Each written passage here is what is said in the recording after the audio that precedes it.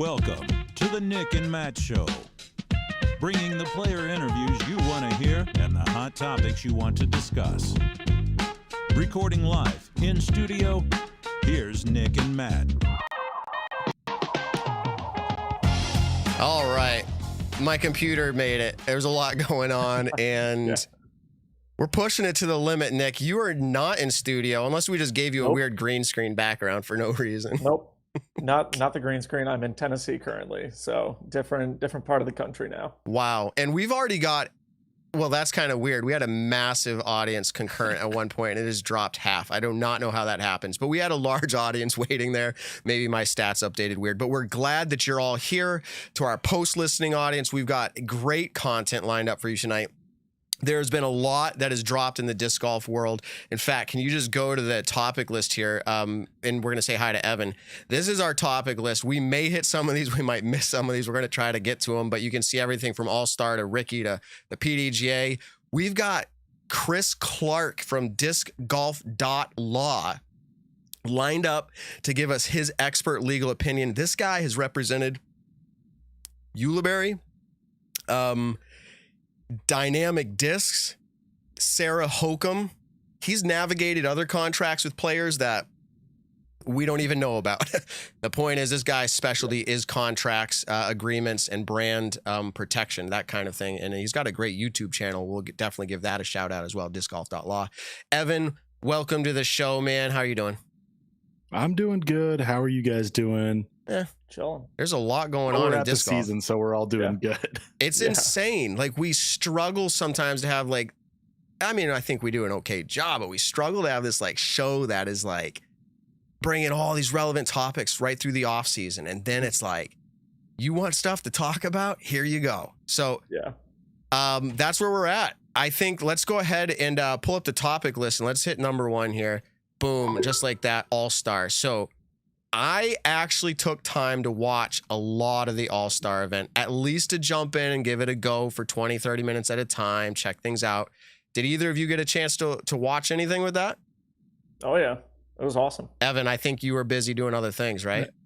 Yeah, I watched a good amount Friday, but then I was skiing all weekend, although I caught up and I watched a chunk of the singles day. Okay. Caught up today and kind of got a feel for it. Okay, yeah. Where do I start? Actually, let's do this. Hit the random select. We're gonna see who gets to start with their opinion on this here tonight. So we got the random select for those listening. This is cool. It randomly selects who's gonna be up to. It's me. There we go. Well, Matt, what are the chances? I don't know how random it is. It's You know, you it's every gonna single time. 90% lands on me. I said the other 5% can be divided between you guys. Yeah. So, all right, I'll start it then, and I'm gonna give us a 2.5 minute topic counter here. So that's all we're taking on this topic, but I'll try not to use it all up. So the skills challenge, I still want to see a different feel to it. I think the production quality is fine. I think there's something to be said about tightening up the pace of how it's happening. It's fun to watch players do these shots, but there was something to me about the team aspect that I didn't love. I felt like it was this weird President's Cup type deal where teams are playing, and it's like, I want it to be even more lighthearted. Maybe like literally individuals going up against each other in each of these skills events. Like, have it be like all of them going against each other in the long drives, and all of them doing the accuracy challenge, and all of them doing putting. Like, and have everyone there in one group while they're doing it so they can razz each other, make it more lighthearted. Nothing's really on the line. That's kind of my take on All-Stars. I don't care who goes next. Who wants it? I'll take it. I loved watching the putting. I didn't care for the distance because I don't really like the accuracy and distance put together. And then the accuracy contest isn't the most for, I guess, kind of accuracy contest, you can call it. Yeah. But putting was my favorite. Alexis Mandahondo absolutely crushed it, and she impressed me a ton with the way she was putting that day. The doubles was fun to watch. The singles was fun to watch. I think kind of the scoring aspect of them and how every single match mattered towards the end of it was really fun. And the course itself didn't completely impress me. I think a couple changes here and there, but some players went out, shot hot fire during the doubles. It is cool to see two great players work together and play a match. I think there was only 1 or 2 bogeys during the whole doubles round for the MPO side. And on the singles side, I think there was only 2 or 3 bogeys maybe throughout the whole thing. So pretty fun to watch, but I think putting is what I thought was the most All right, fun. Evan, what do you think? Yeah, I have to agree with Nick there. I think the putting is the best part. I think it could still use a little bit more work as far as knowing what score people got on different stations. When you would jump to the next person, like I honestly would forget what their score was, Yeah. and thankfully the commentators are there to help you out through it. But that's one thing I think could fix that. But that is the best part of the skills competition. I think the accuracy, it's a cool concept, but it doesn't have that excitement factor.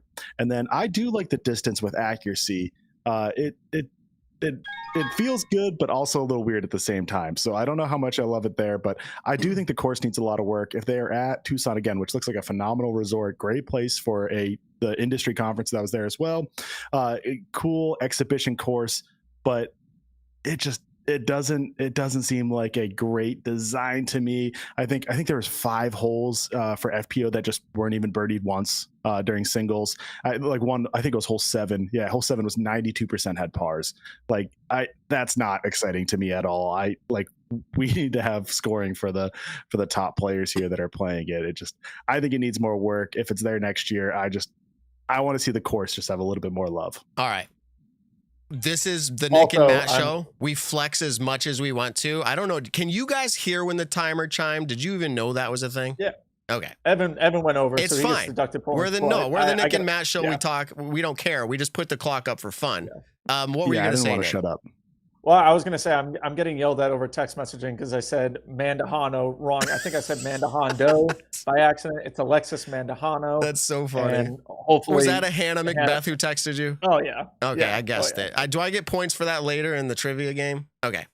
Yeah. And I said we get to talk and flex as much as we want. The clock means absolutely nothing, just there for our entertainment purposes. But what did you think about the roller distance? Now, I've never actually seen that, and I know it's not an official distance competition, so it doesn't matter what rules are in place.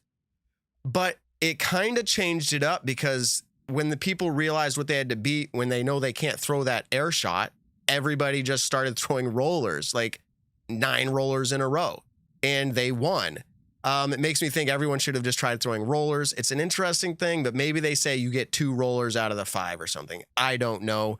I thought that was somewhat interesting. I just feel like the pace, it was something about it. Like I said, get rid of the team vibe, go to just straight head to head, make it more fun, nothing on the line. Again, I don't know exactly what it would take, but that was kind of my feeling.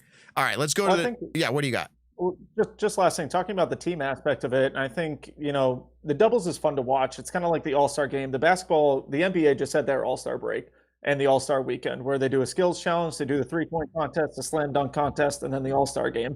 And then there's a celebrity game as well, which I actually think would be pretty cool during this All-Star break, is getting a bunch of the celebrities to go out and play around as well. But taking all the skills competitions and stuff like that, I think would be awesome to just have a singles aspect to it, to where every single player in the All-Star break, or half of them, whoever you want to choose, get to compete in that, rather than you're getting team, points for Team Paul or Team Ricky. I think that would be really cool. But then watching the All-Star game, the doubles match, I think is a really cool thing as well. So I think they could tweak it a little bit more to where the viewership, I think, could be more of a fun experience for everyone. But that's just my opinion on it. Yeah, so again, we don't need to belabor this point. Let's go to the next topic, which is actually Ricky Wysocki. I'm not starting the clock yet, but let's hit the topic here. So Ricky announced literally the morning of the event. He attended to the interviews and the press conference morning of the event, afternoon of. He's like, hey, I have to bail. My wrist is swollen. It's not too bad, guys, but I just going to, in the best interest of my career and the LVC start of the season, I'm backing out. I think, Nick, you just actually texted me. I'll steal your thunder. We found out that he actually pulled out of LVC. Tell me what you know about that.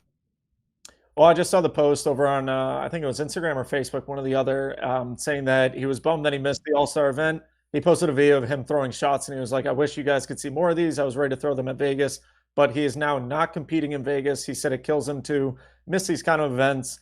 But due to the injury, whatever's going on, he doesn't know whether, or I think he said it was more of a Lyme flare-up that he's having right now, which is causing him to drop out of these events, which is a bummer. I mean, we're getting to the beginning of the season.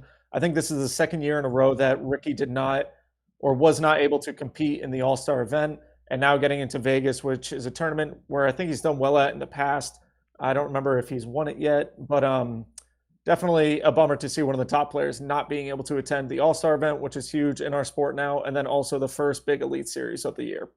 Yeah, so did he say it was his wrist? Because I'm assuming that's what it is. Yeah. Okay.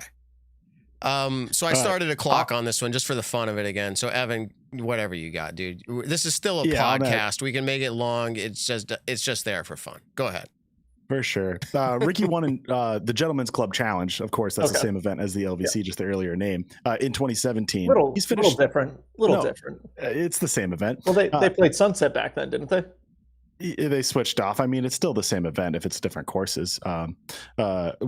It's just a lot of events will change courses over time. But my point being is he finished top 10 every year he's played it since 2013, including 2013. So he does do very well out in Las Vegas, whether it's at Wild Horse or Sunset or whatever other course they offer up. So him missing this event will definitely be a bummer, as he's usually at the top of the field. Yeah, so Ricky, it's unfortunate that's now back-to-back events. Now, I mean that as All-Star and now LVC. That's unfortunate. And that was actually, I brought this up. Wysocki has Lyme flare-up. I was thinking it was just going to be relating to All-Stars when I wrote this headline, but it's more. And this was going to be part of the discussion is like, how often is this going to come and affect him this season? And we did see it the other. We just gotta change the spelling of Lyme right there. Oh my goodness. It's L-Y. Okay, good call. Yeah, lime. No, lime. Like he likes the lime juice. Yeah, exactly. You know, spilled his lime juice in his eye or something like that. All right. Well, anyways, before everyone roasts us, there you go. No, I just pulled it down. I have the control too. So okay. Actually, let's do this real quick. While we're here, I literally have a product that I am loving. Like, I actually am excited about this. There's the timer. We have to be done talking about Ricky.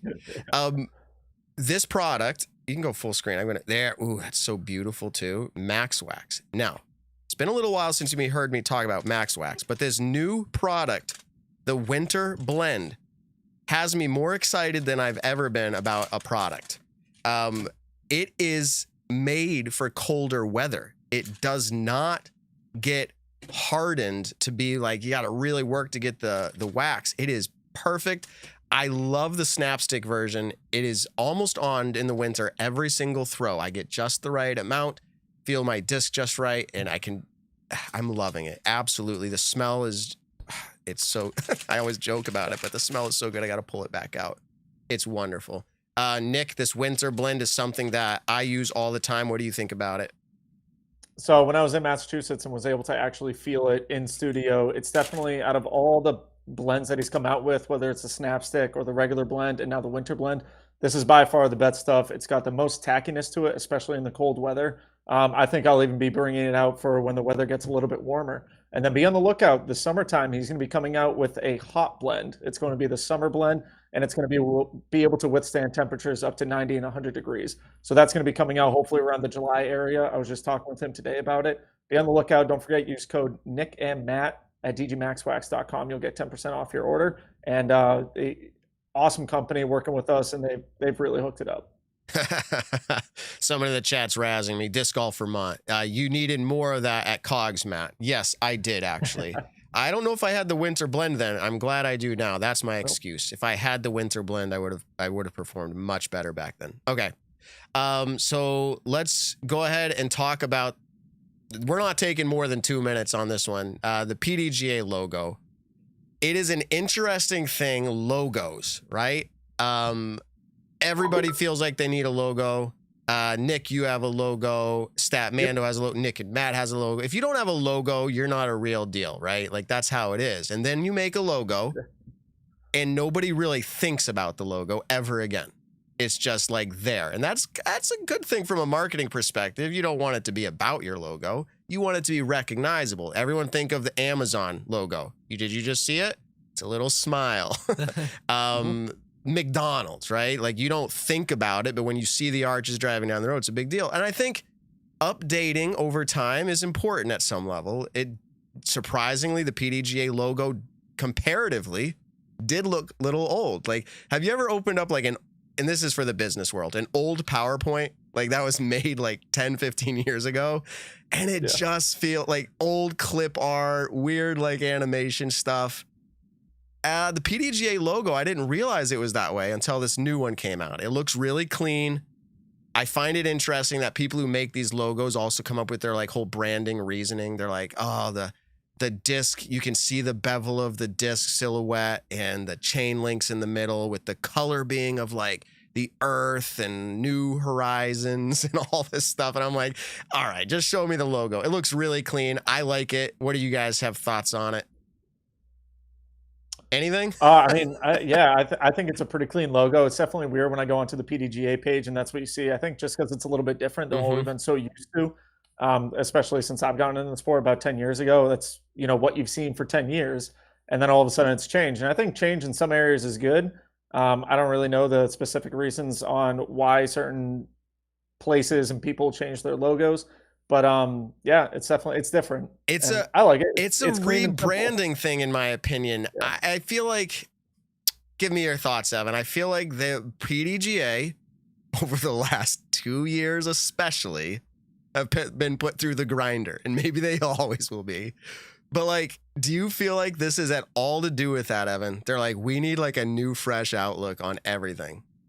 Do you like at all? Well, they said it themselves that the reason why this got sparked is because the logo was a man putting into a basket. And it was meant to be more inclusive to there's more than just men playing this. People of all, I mean, men and women in all shapes and sizes play this game, and having just one silhouette of one person doesn't represent all disc golfers. So the move was meant to get away from that. But then they also had their PDGA word mark with like the interlocking D and G. I thought that was really clean and nice. But this change, it allows it to be a little bit more dynamic. That logo, with its original colors, it really only could work with a white background. And you could change the colors and it would still look okay. But this new one, it just really pops with whatever, in whatever way it uses. You can use it with different logos, which has been their intention. When you go to their website and you notice the little globe, PDGA, like that fits in really nice. You can use it in different places. I mean, I've seen like PDGA women have use the new logo and it looks really good. So all these different places can use this logo and it really ties in a lot better.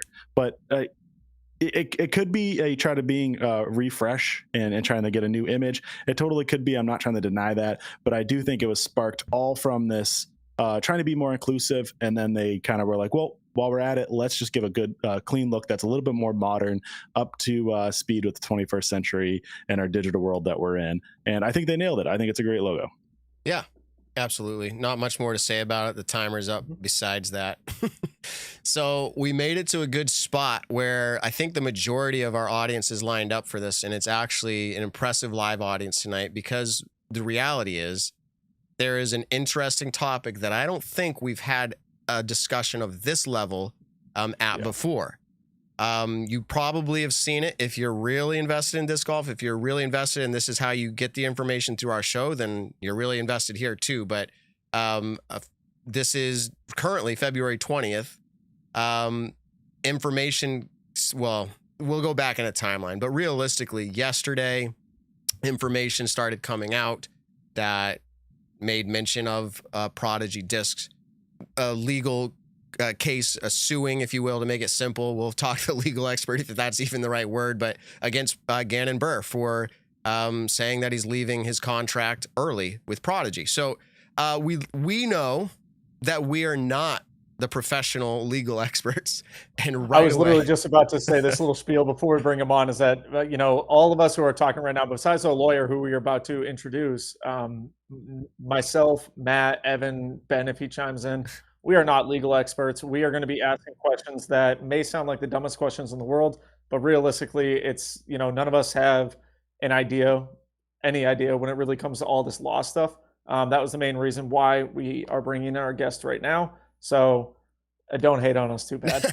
Well, we weren't dumb. We're smart. Yeah. We bring on the guy who can do it for us. But let me just give let me read a little bit about him so you know where he's coming from. Yeah. He's the founder of discgolf.law, Charlotte-based law firm serving individuals and companies in the disc golf industry. The firm is committed to helping clients achieve optimal success and avoid costly mistakes. This sounds relevant. Having worked over 21 years in private practice while also serving as fractional general counsel, I don't even understand this stuff, to be honest, but to multiple successful healthcare and technology companies, Chris is experienced in designing legal strategies to maximize business value. Now here, he's got a few degrees. One is his bachelor's degree in music. We could talk about that for a long time too. He also has a law degree from the University of North Carolina in Chapel Hill. We recognize that name. Chris is a frequent author and speaker on various legal topics and is a certified arbitrator and mediator. Chris also currently serves as the executive director of the Ulibarri Leadership Foundation, a nonprofit focused on providing need and merit-based college scholarships to young disc golfers. Now, I checked out the website. I didn't know a whole bunch. I actually saw some YouTube videos a while ago. So if you want to be nice, you don't have to leave the show yet, but go over to his YouTube channel, discgolf.law, and he actually brings all of this type of topic that he's doing tonight with us on his own channel, and it's fantastic. But he represents players, like I said, Paul Ulibarri, Sarah Hokum. I saw Dynamic Discs on there. I saw a whole bunch of others. I think we have the right guy lined up to talk to us about it, but let's go ahead and just introduce to the show Chris Clark, everybody, discgolf.law. Hey, there he is. Welcome to the show, Chris. Excited to have you tonight. Did I do at all justice to who you are and what you do? That has got to be like a top 5 introduction of all time. Yeah, so you did great. Thank you. Well, thank you for writing it. No, I'm kidding. we'll just read whatever you send us. But no, that's perfect. I'm glad we did that. I was familiar at a basic level with your YouTube channel. I found it intriguing. I want to say it was a few weeks ago. I want to say I stumbled upon it, the way YouTube works, and I was like, I enjoy this type of stuff. My wife says I would have made a great lawyer. Like, she believes it to this day, and I know every wife probably says that, but like, I just love arguing. And so we're here tonight because of the news that was announced with Prodigy Disc and Gannon Buhr. Can you give us your statement on what you saw happen over the period of the last 24 or whatever 48 hours? Like, just the basic, here's what happened, Matt, and we can talk a lot more about it as we go, but what happened? Sure. So I was at the Disc Golf Pro Tour Industry Conference out in Tucson. I played in the Pro-Am on Thursday. Was fortunate enough to be paired up with Isaac Robinson. And the pro on the card directly behind ours was Gannon Buhr. And it piqued my curiosity because I wanted to see what he was wearing. I wanted to see what he was throwing. But he didn't really give us much. He was wearing Gannon Buhr apparel, and he was throwing Prodigy discs. And chatted with him, not about anything legal, just for, little small talk. That was about it. Sunday morning early, wasn't able to stay for the All-Star singles round, but jumped on a plane back to Charlotte. And not long after my plane landed and I got home, I got a text from my son, Matt, who also works at the firm with me, saying, hey, you got to check this out. And within probably the next 5 to 10 minutes, got maybe a dozen texts from various people. Hey, this lawsuit's been filed, Prodigy sued Gannon. So that's the way that I found out about it, and obviously started diving in from there. Okay, so suing is the right word. The Prodigy is suing Gannon Buhr. Okay. Mm-hmm. I can say one quick thing about that. They're really asking for 2 things. The immediate thing that they were asking for was a temporary restraining order and a preliminary injunction, which the purpose of that is really to freeze the status quo right where it is right now. And so they were essentially saying, look, we don't want him to be able to not perform the contract. In other words, we don't want him to not wear our apparel or not throw our discs. And we also don't want him to go out and sign with anyone else. Right. And hey, the All-Star weekend is a day away from the time that they filed this document in court. They said the All-Star thing is a day away. Somehow they came up with the number that they thought 1 million people were going to watch the stream, which is, I think, maybe one of the funniest things I found in the court filings. But so there was some urgency for them. And I think that's relevant to the timing of it. They said, hey, we need this immediately. We need you to freeze this in place, require him to comply with the contract while the underlying case starts to play out. So that was the second thing that really they filed. The second thing was a lawsuit, a complaint, which initiates a lawsuit. And that was for breach of contract. And what they're alleging is that Gannon breached the contract by attempting to terminate it. So that's really what happened with the court filing. And to be clear, they say he's attempting, we're going to get into this deep, I'm sure, but they're saying he's attempting to terminate the contract. And on the other side, if I'm reading correctly, they're saying, no, we have terminated it. So I find this really interesting how this works. But Nick, I cut you off. So what do you got? No, I was going to say his attempt towards terminating the contract, was that just kind of the video that he had put out, or him actually emailing Prodigy? I read some of the emails today. Is that him emailing Prodigy saying, hey, you have 30 days to make right on all these things, or I'm terminating the contract, immediately? Which kind of, is it both of those play hand in hand? Yeah, I mean, you guys, I think, have a better grip on this maybe than you think you do. Okay. You pretty much hit the nail on the head. The email that he sent, that was notifying Prodigy, hey, I'm unhappy, and I think there's some things that you're obligated to do under the contract that you haven't done. And so under the contract, there's something called a cure period. We see this in a lot of contracts where instead of there's a breach of the contract and then you immediately can terminate it. A lot of times we'll see in contracts a provision where it says, hey, if somebody breaches the contract, you have to notify them of the breach and you got to give them 30 days to fix it. And so that was really what that email from Gannon to Prodigy was. And then it was the follow-up letter from Gannon's counsel, from Gannon's attorney, saying, hey, the 30 days went by. Yeah, you paid him the $500 you owed him, but you didn't cure any of these other breaches, and for that reason, we're terminating the contract effective immediately. Now, is there any chance, do we know, because some of the things that Gannon was also talking about in the contract was, yes, the $500 in bonuses that he was, told about, but then other things where, potentially a commemorative disc for Rookie of the Year, also an extra signature series disc, his choice of having a certain signature series disc. Now, is it possible potentially that all of these were word of mouth, where they just said like, hey, you win Rookie of the Year, let's do this? Because he also noted in that email that Luke Humphreys had received a disc for Rookie of the Year, Isaac Robinson had received a disc, but Gannon had not yet. Is there any verbal agreements that can really hold weight in any of this, or is that just kind of, hey, look, we told you that might happen, or hey, we never said that happened at all? Yeah, that's a great question, because in most states, and this is true in the state where I am in North Carolina, it's also true in Georgia where this lawsuit was filed, the answer is no. You cannot bring evidence of those conversations that were had outside the written contract as evidence to prove the agreement between Gannon and Prodigy. So I know that Gannon has text messages and some other documents of communications that he's had with Prodigy where they may have promised him this or promised him that.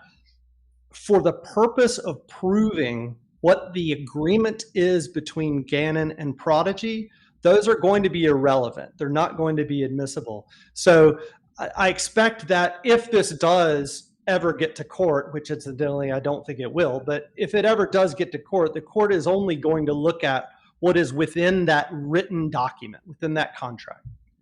Okay. I guess I want to ask you about, potentially why you don't think it'll reach its full way into court. And then my other question was going to be, well, it's still in my head. Gannon's under 18 years of age right now. And so how does this work out also with Prodigy suing Gannon? Is it, you're suing a minor technically, but also, Gannon's not from the state of Georgia. Just how does all this work in that general scheme of things? Okay, so I'll take the second one first. Thank you. I don't think that Gannon will get anywhere by arguing that the contract is not valid because he's a minor. And the reason that I think that is because his mom did co-sign the agreement. And I did take a look at Georgia law on this subject today. And I did confirm that in Georgia, if you do have a legal guardian sign, then that is an effective and valid contract. So I haven't seen Gannon or Gannon's counsel make that argument, and I think that's probably the reason why. So I don't think that goes anywhere. The fact that he's not a resident of Georgia, that's not relevant. In fact, the fact that he's not a resident of Georgia is partly why this was filed in federal court. It's because Prodigy is essentially deemed to be domiciled in Georgia. Gannon lives in another state. And so when you have what's called diversity jurisdiction, when you have, parties or entities from two different states, that is how jurisdiction becomes appropriate in federal court versus a state court in Georgia. And so the first question you asked, why do I not think it will end up in court? It's an easy prediction for me to make. It doesn't make me, smarter than anybody else. The latest statistic I saw from, I think it was like the American Judges Association or something like that, 97% of cases that get filed get resolved some way other than through the court process. And I highly suspect that's what's going to happen here. Why? Because going to court's expensive and time consuming and distracting, and it's a big headache. And you're putting your fate in the hands of a judge or a jury who, look, just like there are good lawyers and bad lawyers, there are good dentists and bad dentists, there are good plumbers and bad plumbers, there's good judges and bad judges, and you're rolling the dice that you can help this judge or this jury understand everything pertaining to not just the legalities of contract law, but also really understanding disc golf. I mean, some of this stuff is nuanced. What's a signature disc? I think trying to explain to a jury, well, yeah, they put out a disc with my name on it. That's not really a signature series disc. I think it's just a complete crapshoot. So for all those reasons, that's why cases in general typically don't go all the way to a verdict in the courtroom. And I think that's especially true in this case. So based off of that, because that was definitely one of the questions I had too, Nick, it's great. How likely? And my take was that it would, but I wasn't a legal expert. I was like, it's going to settle outside. Like, no one wants to do it. Like you said, I know the cost is really high, and it can depend on the length of the case, how high it gets, and all the details relating to it. So there's so many questions I have here. So let's just figure this out. You would assume that Gannon had an I guess you call it legal counsel or somebody working with him when he sent that original email, and they probably looked at it? Or do you think this is Gannon on his own with it, whoever else, just sending an email to Prodigy with complaints? The wording part of it seemed a little legal. I have a story that I've invented in my head based on context clues and also based on a conversation that I had with someone who will remain unnamed. I believe that Gannon had engaged counsel by the time that he wrote that initial email, or at least consulted with counsel. That might be a better better way to put it. Look, I understand that legal fees are expensive, and a lot of times people are seeking. They know they need professional advice, and they're trying to find someone to help them, but they're also not trying to overspend if it's not necessary. So the story that I've invented for myself that may be true or it may not, but my hunch would be that he probably consulted with an attorney. The attorney probably looked at the contract. He probably discussed, sending of a 30-day notice, this cure period that I discussed earlier. And so I think he probably consulted with someone and then came back, and then he himself wrote the email based on a result of that consultation. That would be my guess. I do also know, just from looking through the court documents, that Gannon, I believe, well, actually I know this to be true. He initially was consulting with a contract attorney, which would be the appropriate person to consult with. But then once this became a litigation matter, he then went and engaged a litigator who is his attorney of record now in this lawsuit. So that's what I know about, him and his consulting with legal counsel. So I think one of the things that really got released in the last 24 hours was starting with, 8 different pages, I think, of emails sent back and forth between Gannon and Prodigy. And then as Matt and I were talking before the show started, 58 pages worth potentially of court filings. Now, what is in those court filings that, for the average person who, one, did not have time to even look at that or even knew it was out there? Can you tell us about what is in those court findings or court filings that is good knowledge to know just for someone who's curious about the subject? Yeah, if anybody is curious, I would urge them to read the court filings. I downloaded them from a platform called Pacer, which is a federal court repository of filings that, and there is a small fee to download from that, but it's very nominal. But by this time, I suspect that there are probably copies of the documents posted other places. They're not terribly filled with legalese or things that would be difficult to read or understand. So if you're curious, I would recommend people go out and check that out. What was in there? There was the complaint, which I mentioned earlier. That is the document that initiates a lawsuit. There was a motion for a temporary restraining order and a preliminary injunction. That was the TRO, temporary restraining order and preliminary injunction. That was all one document. There was what was essentially like a statement of facts from a Prodigy or a Prodigy executive that kind of recited like, hey, I'm the guy that knows the most about this at Prodigy. So here's my statement of facts of what happened. There were Gannon's contract was attached as an exhibit. There were many other what I consider to be inconsequential or irrelevant things filed. For example, they were asking for the court to explicitly allow them to bring smartphones, laptops, things like that into the courtroom to present evidence using that. And so there was an order issued for that. But the primary gist of it was kind of the two things that we talked about earlier, the lawsuit documents and sort of a subset of that, the injunction and restraining order documents. So you're saying Gannon's actual contract is public now with this form? With the financial details redacted. Okay. The contract is, and at first I thought, well, yeah, that makes sense. Redact the financial information. That's fine. But honestly, the way that it's set up, a lot of the information about him earning commissions or royalties on the sale of certain discs and how that works, and earning commissions on hitting certain targets, like he specifically referenced PGA points and PDGA ranking, I believe.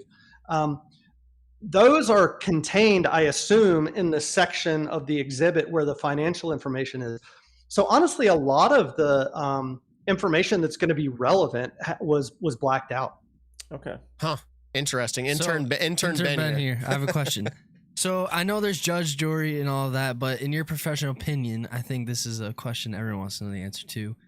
If this, so to speak, went to court, do you think Prodigy could win, potentially win, or would they win, is what I'm asking. Do you think Prodigy has a good case? Ben, that's a question you saved last. Sorry. That's like towards the end of the interview. Come on. Chomping at the bit. Let's go. Go ahead. What do you think? Sorry. Yeah, if they went to court, that's a great question, Intern Ben. Who would win? True. Well, first, let me stand up for Ben for a second, because will they win or will they lose is the end of the story for this particular dispute, probably. But I think there's a lot of interesting things to talk about what happens to Prodigy and what happens to Gannon. We can go there. We can go there. Yeah. So, look. I write contracts for a living, and so I respect. I feel like contracts should be respected, and contracts between parties should be respected. There have been there have been some statements made. For instance, there's a reference to this in the letter from Gannon's lawyer to Prodigy. Also heard reference made to this in one other source as well, saying, I think the way Gannon's lawyer put it is there are some oddities in this contract. And I'm not really going to speak on that or give my opinion about the contract itself, but I don't think it's a slam dunk for Prodigy by any means. They've got a proof problem in terms of their damages, perhaps. In other words, they're saying that if Gannon terminates this contract, it could cost them $1.5 million. I'd love to see what evidence they would be able to compile, because it's speculative, right? We don't know. And maybe Gannon has a good season, maybe he has a bad season, maybe he gets injured, maybe his signature discs sell out, or maybe nobody buys them. We just don't know that. But I think if I had to say, I believe Prodigy could win a verdict against Gannon. I don't know that they would be able to prove the type of damages that they're looking for. This, again, we're jumping all over the place, and this maybe not be your opinion to answer this, but like who's in this to lose more? And I know the cost of going to court, that's, if we take that away, just the general, like, who loses more? If Gannon got, hey, fine, we'll agree on $1 million, you figure out how to pay that, Gannon, which we've got ideas on how that might happen, but like, or vice versa, if Gannon goes and Prodigy's doesn't win or uphold getting any agreement back, do they lose? Is this purely a business-driven decision on Prodigy's part, where they're like at the end of their rope and they're like, if we don't do this, like we're gonna be in a really bad spot? Like, again, that's a lot of conversation. Yeah, I don't know anyone really at Prodigy, and I have said this many times in the past. I say legal decisions are business decisions. Yeah. It really just all boils down to a risk-reward analysis. I think Prodigy must have felt like they were really under the gun with the All-Star weekend and then the season about to start. Because if you take that away, if you take the urgency of the time frame away, Interesting. I question whether it would be a good business decision for Prodigy to have done this.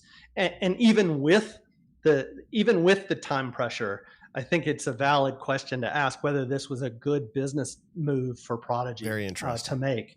I think Prodigy stands. I'll put it this way.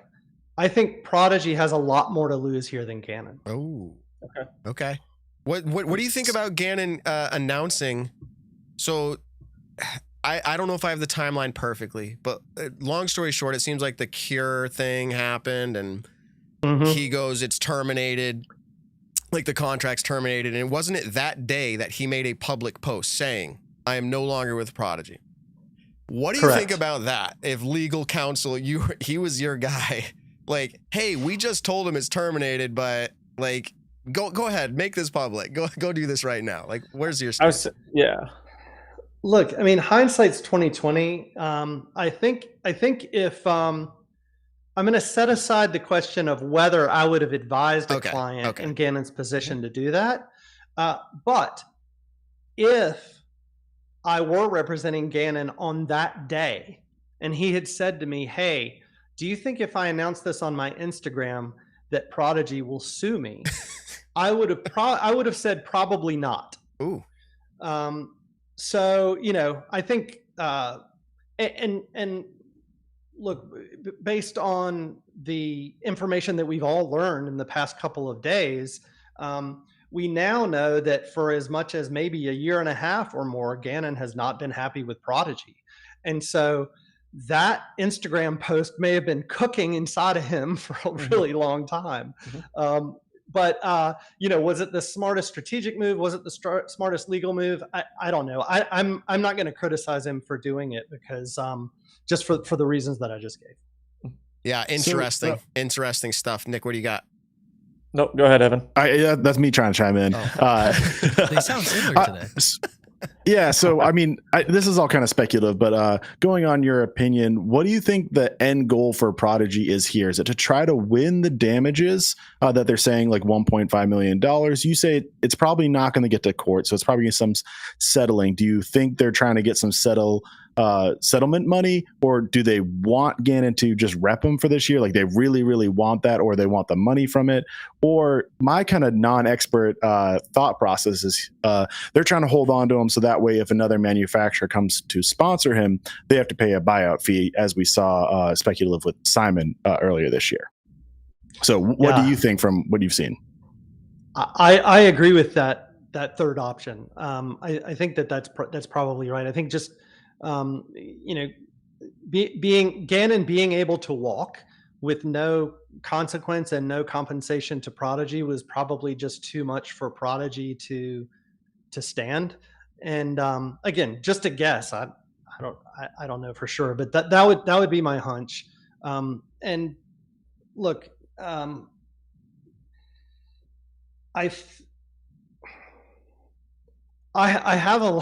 thought about this a lot, but I have a wide range of possible ideas of scenarios that might have been going through their head.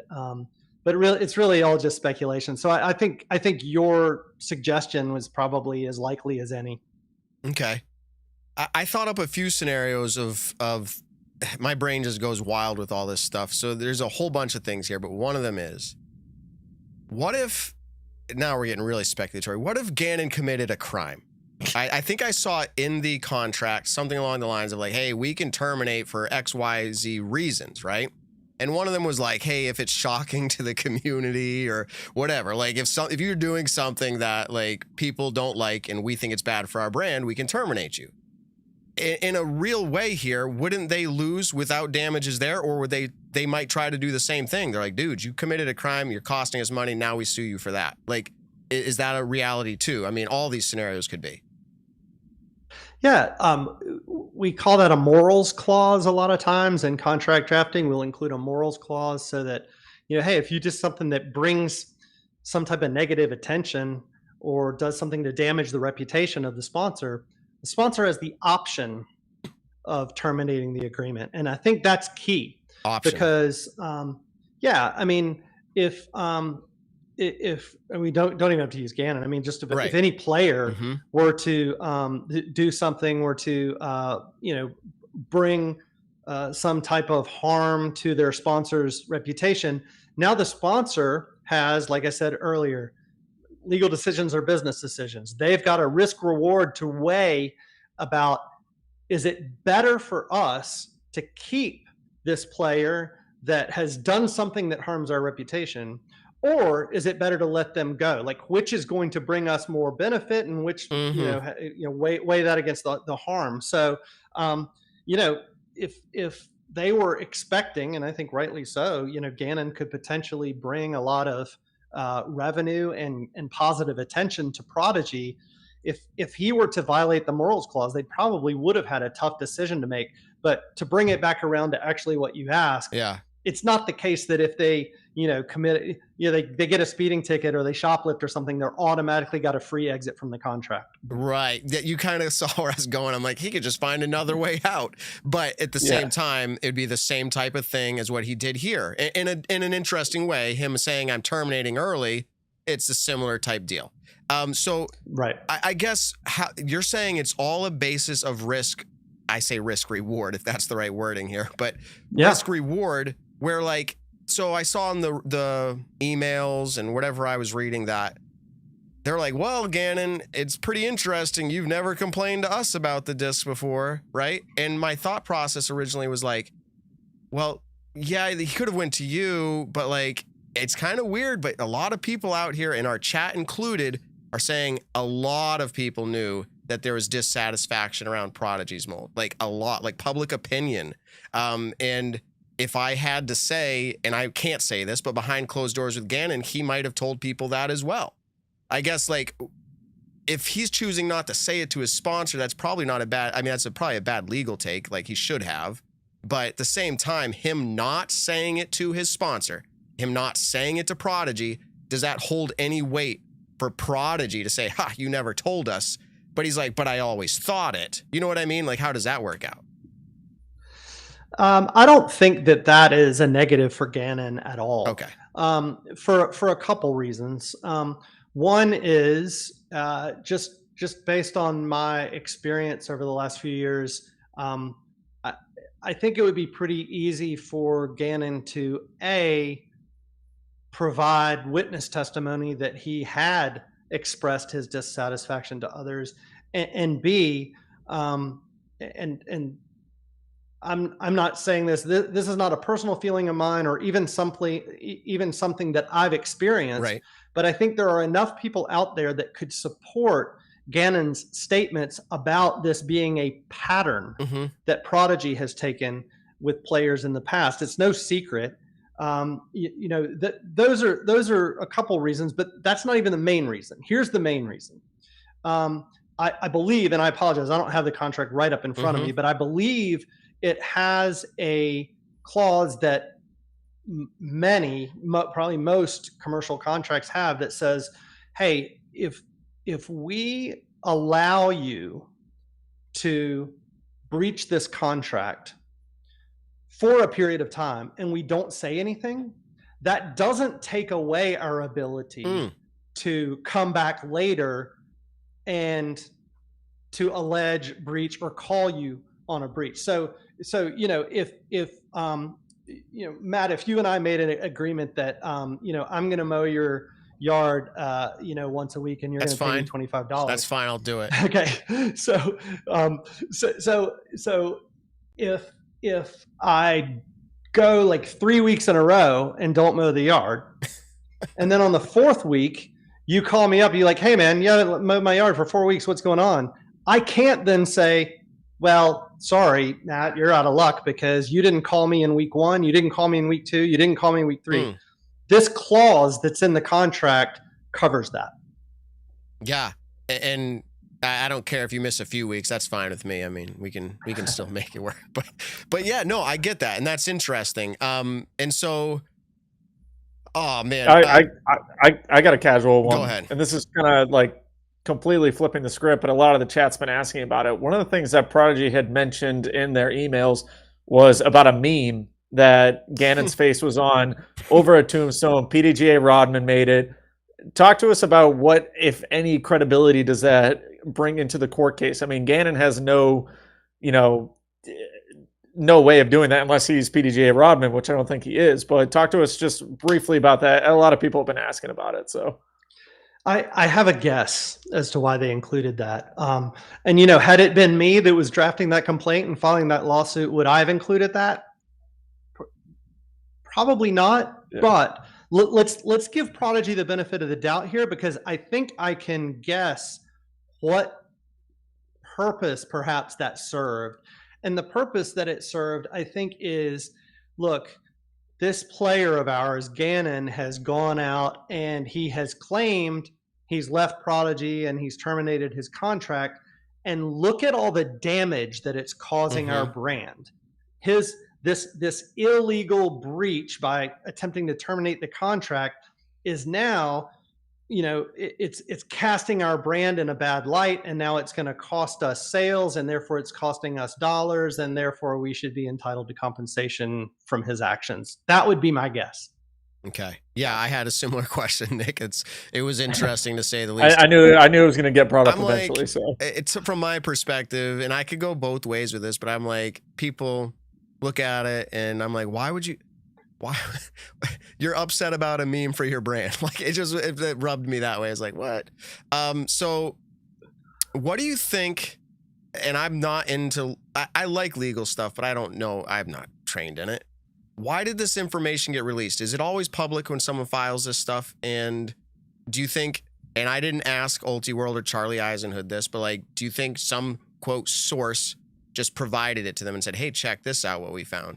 or is it a public thing, like immediately once someone does this? The legal documents, you mean? Yeah, sure. I mean, I saw the email, I saw everything. Yeah, legal documents. As soon as they file, it's public. Yeah, so I mean, the way that we were all able to see Gannon's redacted contract, the email message, the letters back and forth between counsel, they were all exhibits in the lawsuit. And so when documents are filed in a lawsuit, they are typically publicly available. Okay. The federal court system has this platform I mentioned earlier, Pacer, which is pretty good at providing copies of lawsuit documents that are filed. Now, I mean, if you guys have watched the news or watched movies or TV or whatever, you probably know that you can also sometimes ask to file documents under seal.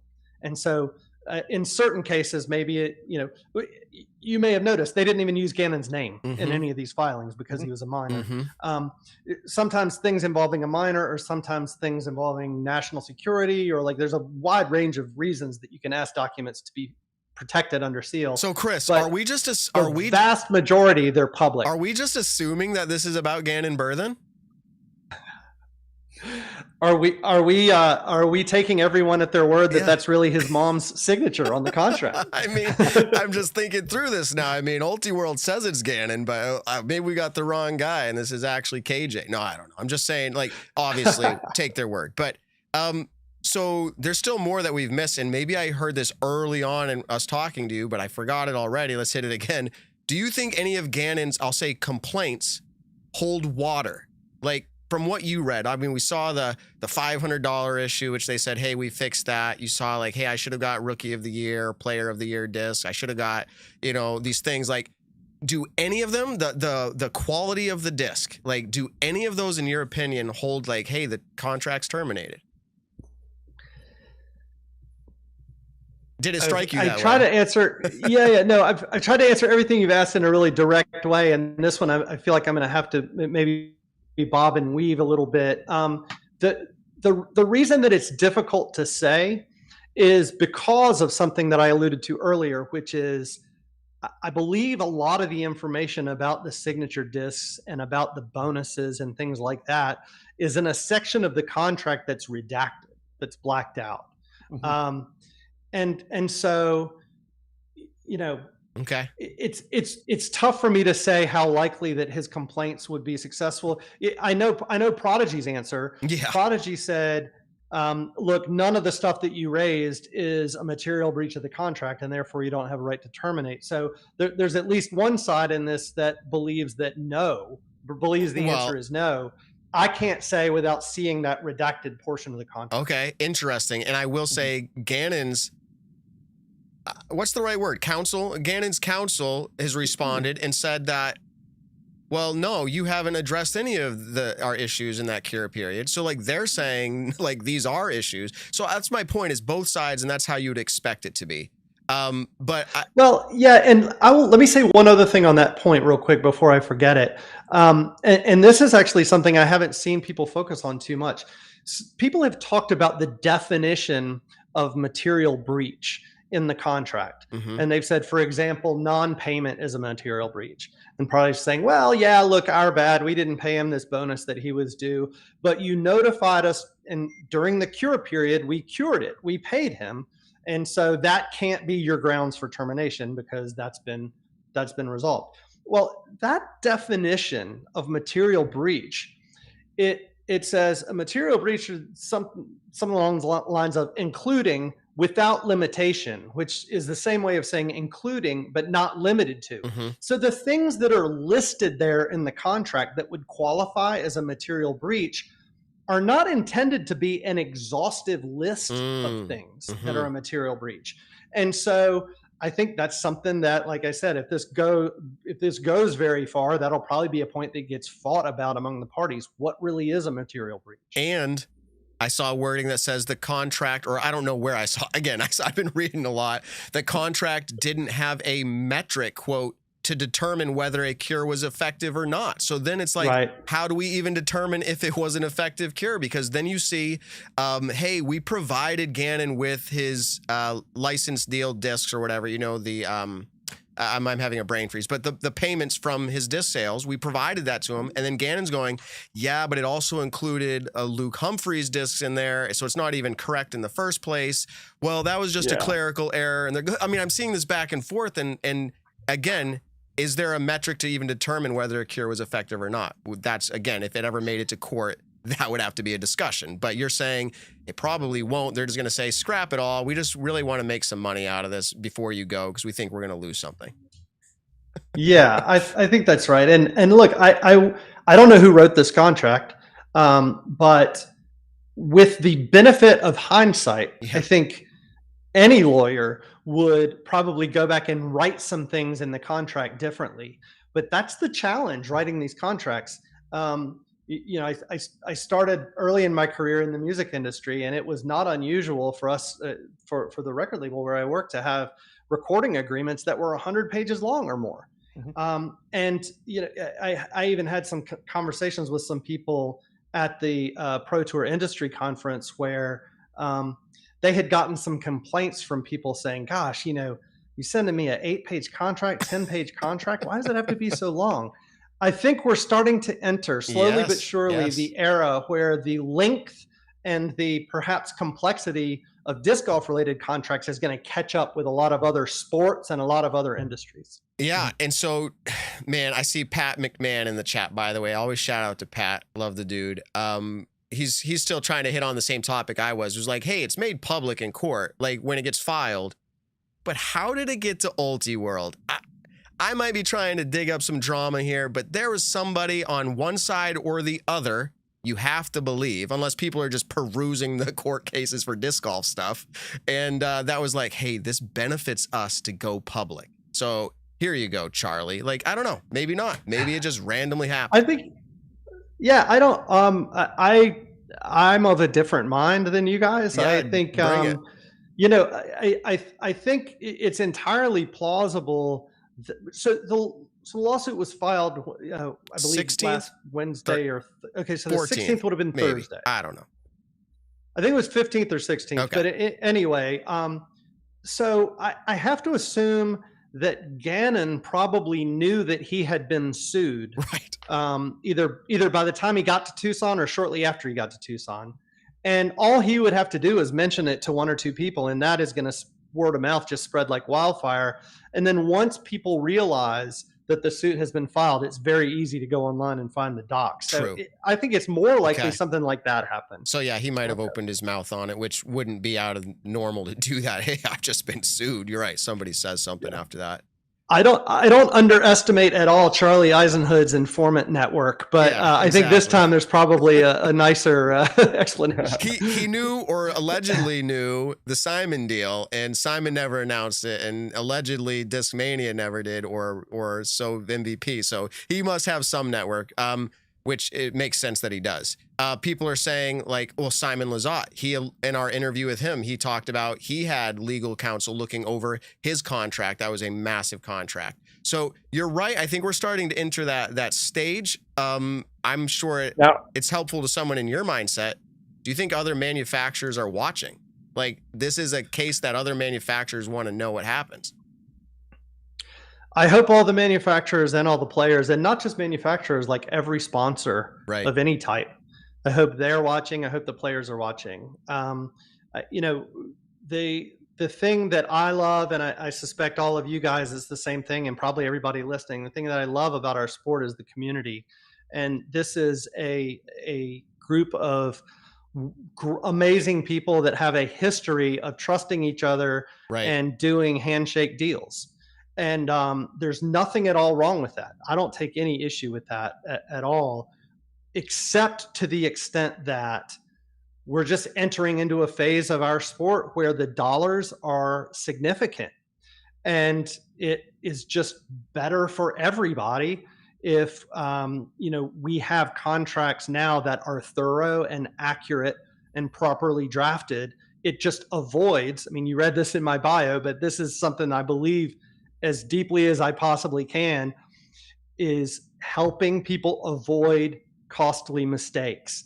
And so, a well-drafted contract goes a long way to avoiding a 6-figure or 7-figure legal expense if there's a breach. Now, one of the main reasons that we're seeing right now is this contract is being terminated prematurely with what the contract was supposed to be with Gannon and Prodigy. Now, we've seen this with players in the past. I mean, Ricky with Innova terminated his contract early. Chris Dickerson with Prodigy. I mean, there are multiple players out there, Haley King with Discraft, who terminated their contract early. And we're finally seeing a manufacturer step out and sue the player. Do you feel like we're going to see that more, or are players going to be a little bit more obligated to stick to their contracts? Or one of the biggest things that I can only think of is adding a renegotiation clause. I mean, if you win a major, or if you win X amount of Elite Series events, that should bring up some sort of renegotiation with your current contract. I mean, how does this go for players in the future who are getting into the sport? They're making a great name for themselves, like the Isaac Robinsons. I mean, Simon just renegotiated a huge contract. He left Discmania early from his contract. I mean, where does this kind of push forward into the future? So I'll start my answer by looping back to a question that was asked before, something along the lines of, what's Prodigy's end game here, or something like that. I do think perhaps one objective of Prodigy filing this lawsuit is just kind of showing the world, hey, we're not going to just let our players walk. We sign contracts for a reason. And when we sign a contract, we expect to fulfill our side. We expect you to fulfill your side.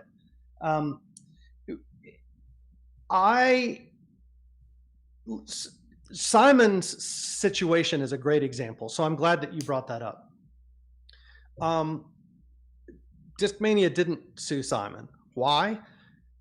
Simon went to Discmania and had, I think, a lot of really long, intense, meaningful conversations about that situation. And I expect that in the future, might we see more lawsuits? Yeah, possibly. In fact, I think there's a whole nother area of disc golf where we are highly likely to see lawsuits, but we don't have to talk about that now. No, we want to talk about that after this. Okay. All right. Fair enough. But I think when you're talking about like a mandatory renegotiation provision or something like that, there's sort of an implied mandatory renegotiation in any contract. Here's what I mean by that. If I'm a player and I'm in a contract with a sponsor that's worth, I'm just going to make this number up out of thin air. Let's say it's worth $20,000 a year to me. Okay.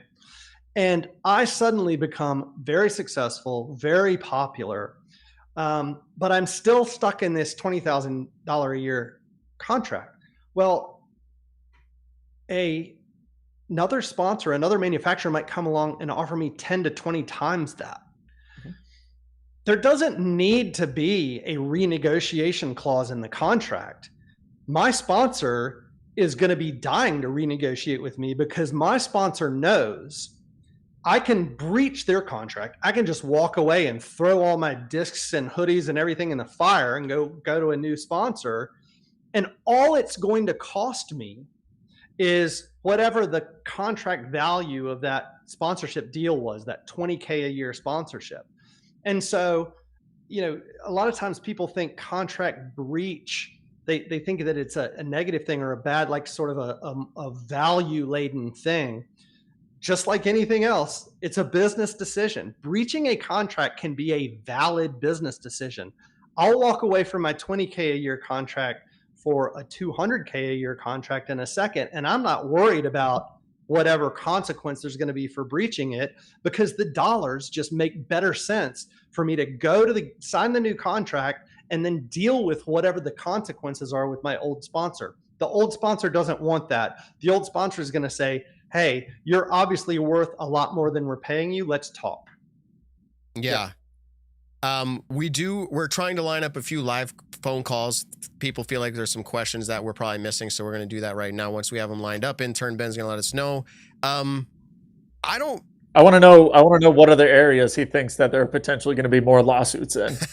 if you can talk about that. No, sure. I'm happy to talk about it, and I think there's going to be a trademark infringement lawsuit. I think there's going to be a big trademark infringement lawsuit. Why do I think that? There's been very little trademark protection done in our industry, and there are numerous examples that I can think of off the top of my head where consumers could potentially be confused by similar brands, whether it's a disc name, a company name, something like that. And so I just think, again, same reason as I think this with the contracts, the dollars are getting big enough now. Maybe 5 or 10 years ago, it didn't matter if two discs had a similar name or a confusingly similar name.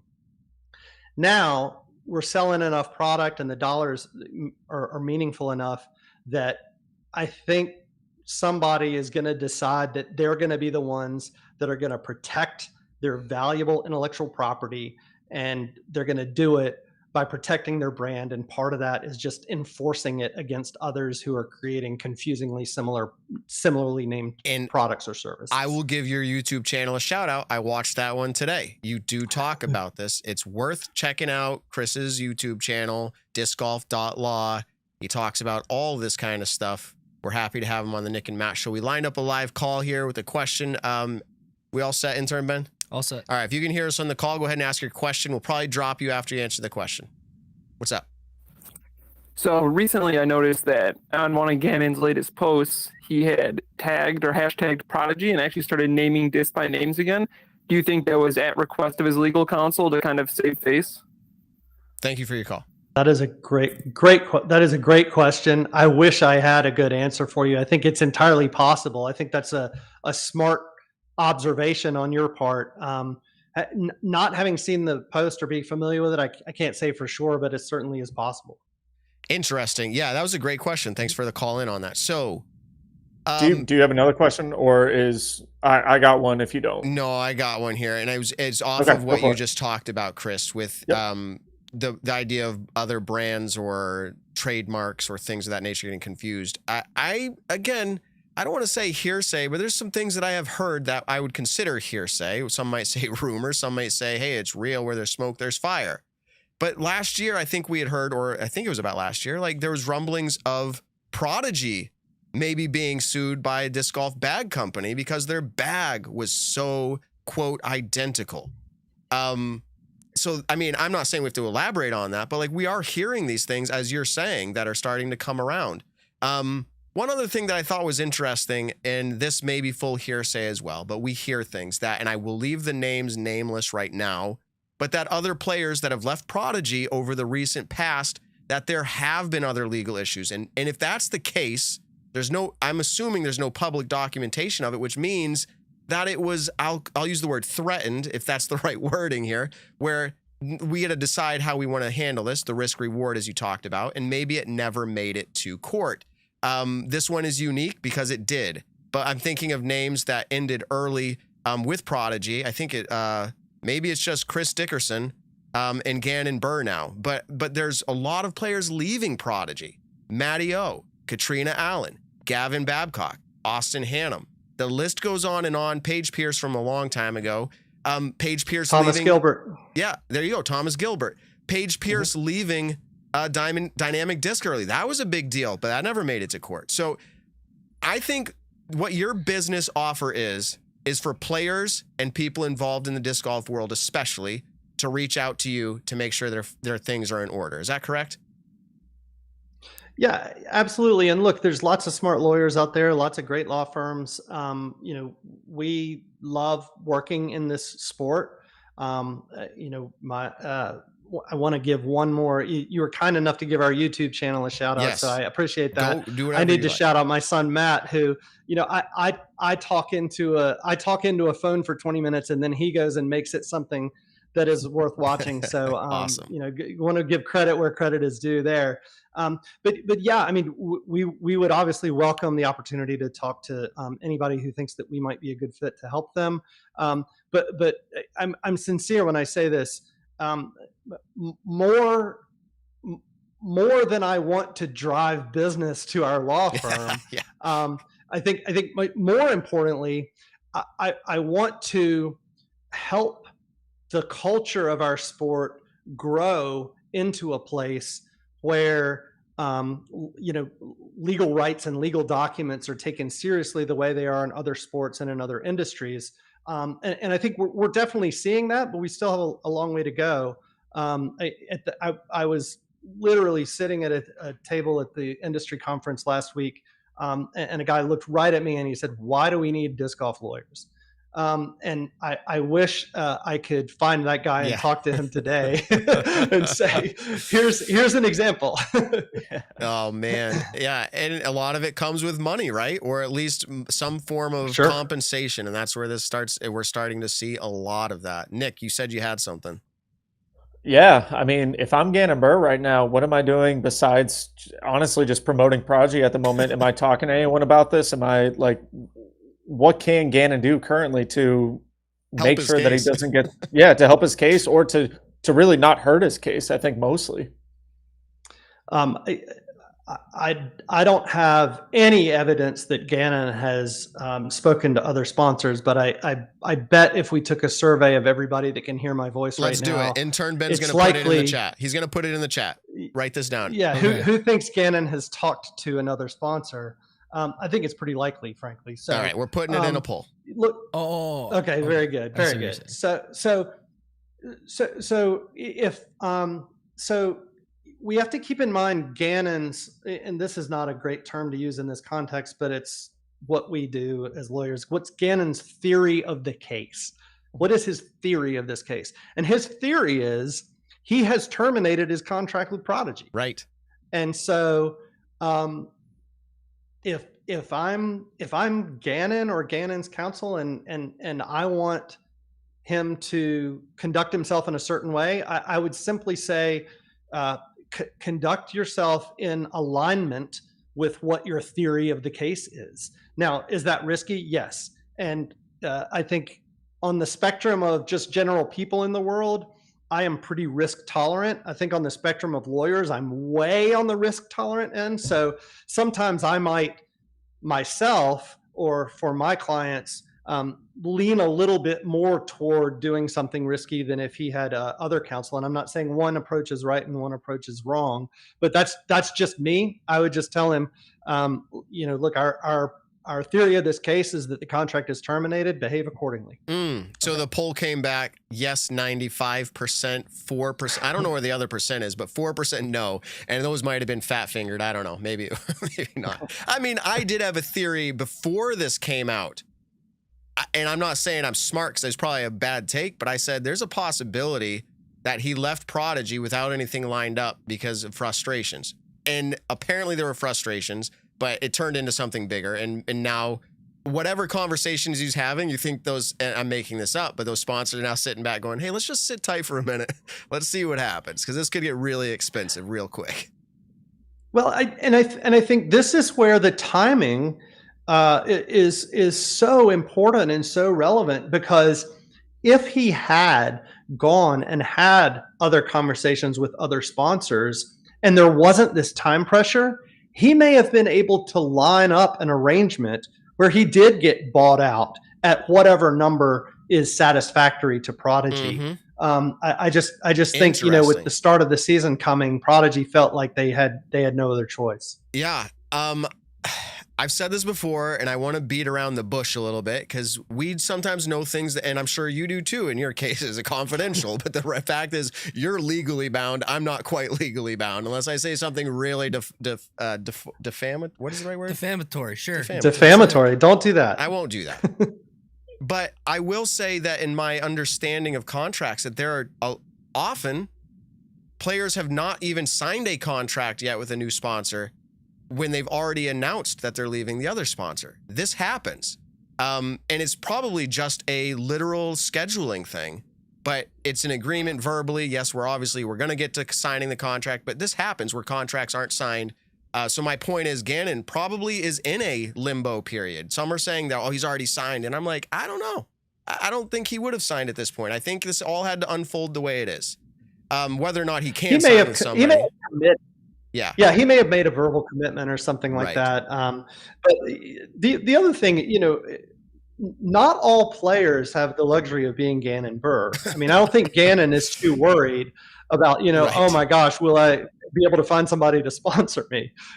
So to your point, somebody like Gannon, it may be a little easier to exit a sponsor without having something else lined up, because he knows all he's got to do is make a few calls and he'll have a few offers. Yeah, exactly.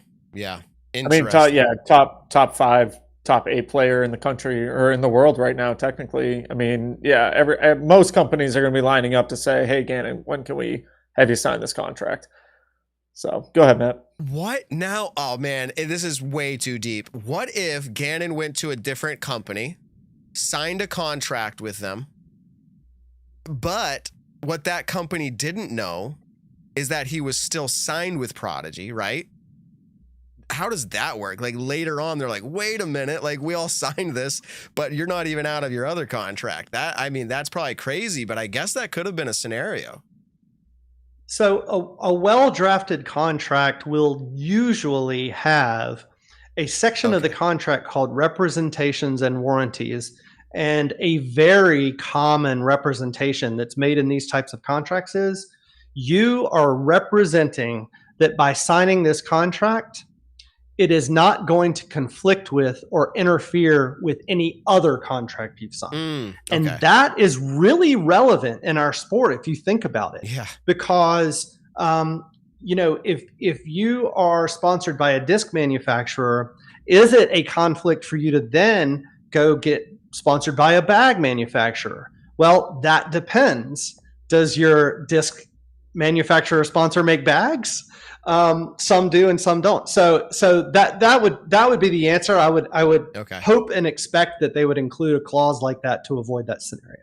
One more thought here, because we did have other parents of junior disc golfers comment. Shout out to, I'll leave that anonymous right now, but other junior disc golfers. I am a parent of junior disc golfers, and I do have signed contracts for my junior disc golfers, my kids, playing for Innova Champion Discs. Now, I would like to think that the contract being one page and more or less an agreement of like, hey, you're just going to basically do some nice things for us, that I feel comfortable signing. But as you start to get at a higher level, as we've said, and you get really good and you're recognized. We saw a junior player, Wyatt Mahoney. Now this is like the 3rd or 4th time in a month we've shouted him out. Youngest ever. Bananas. Yeah. So, I mean, someone in his position, what would you say to parents of junior disc golfers? How important is a contract in their scenario? Like, should the parents just not put their name on it so there's no risk there? Like, can kids be held liable? Like, you know what I mean? Or like, should they contact you? So since we're all it's just us. Yes, we're just having fun. Good friends speaking now. I'll give a little transparency here. I thought and hoped when I first started discgolf.law that within a relatively short amount of time, I would have all the manufacturers and all the top pros lined up at my door, dying to hire me to be their lawyer. And so it hasn't been quite as easy as that. But what has really surprised me that I did not expect is, yes, we are hearing from a lot of parents of young disc golfers that want to make sure that their child's perhaps future career is protected and set up the right way from the beginning. And similarly, along those same lines, there is a really exciting amount of entrepreneurial activity in our sport right now. Tons of people starting businesses, solving problems in ways that other companies haven't. And so right now, those startups are definitely finding their way to us. And to your point, a lot of parents are doing the same. Okay. Before we get close to wrapping up this portion of the interview, which we talked about, we'll probably keep you on for a game or two if you'd like to, of course. Love it. But before we do that, we've got a great live audience here right now. I mean, this is up there in our top 10 for sure. People are really interested here. I just want to hold this up on screen real quick. One chip challenge. We have no affiliation with, no contracts, no agreements with Paki. Hottest chip, one chip challenge. Ben just said apparently in the live chat. And now look at go on screen. You're nervous. I'm sweating. He said if there's 450 likes on this video, literally just smash it right now, everybody at once. If it gets 450 likes right now, The live stream. On the live stream. And we actually have 1,100 concurrent live right now. So it's easy to do. You hit that 450 likes right now. I'll eat it. We see it. He's going to eat. I'm handing it over to him. Okay. Thank you. Back to the previously scheduled interview. It's going to be hot. I'm going to puke.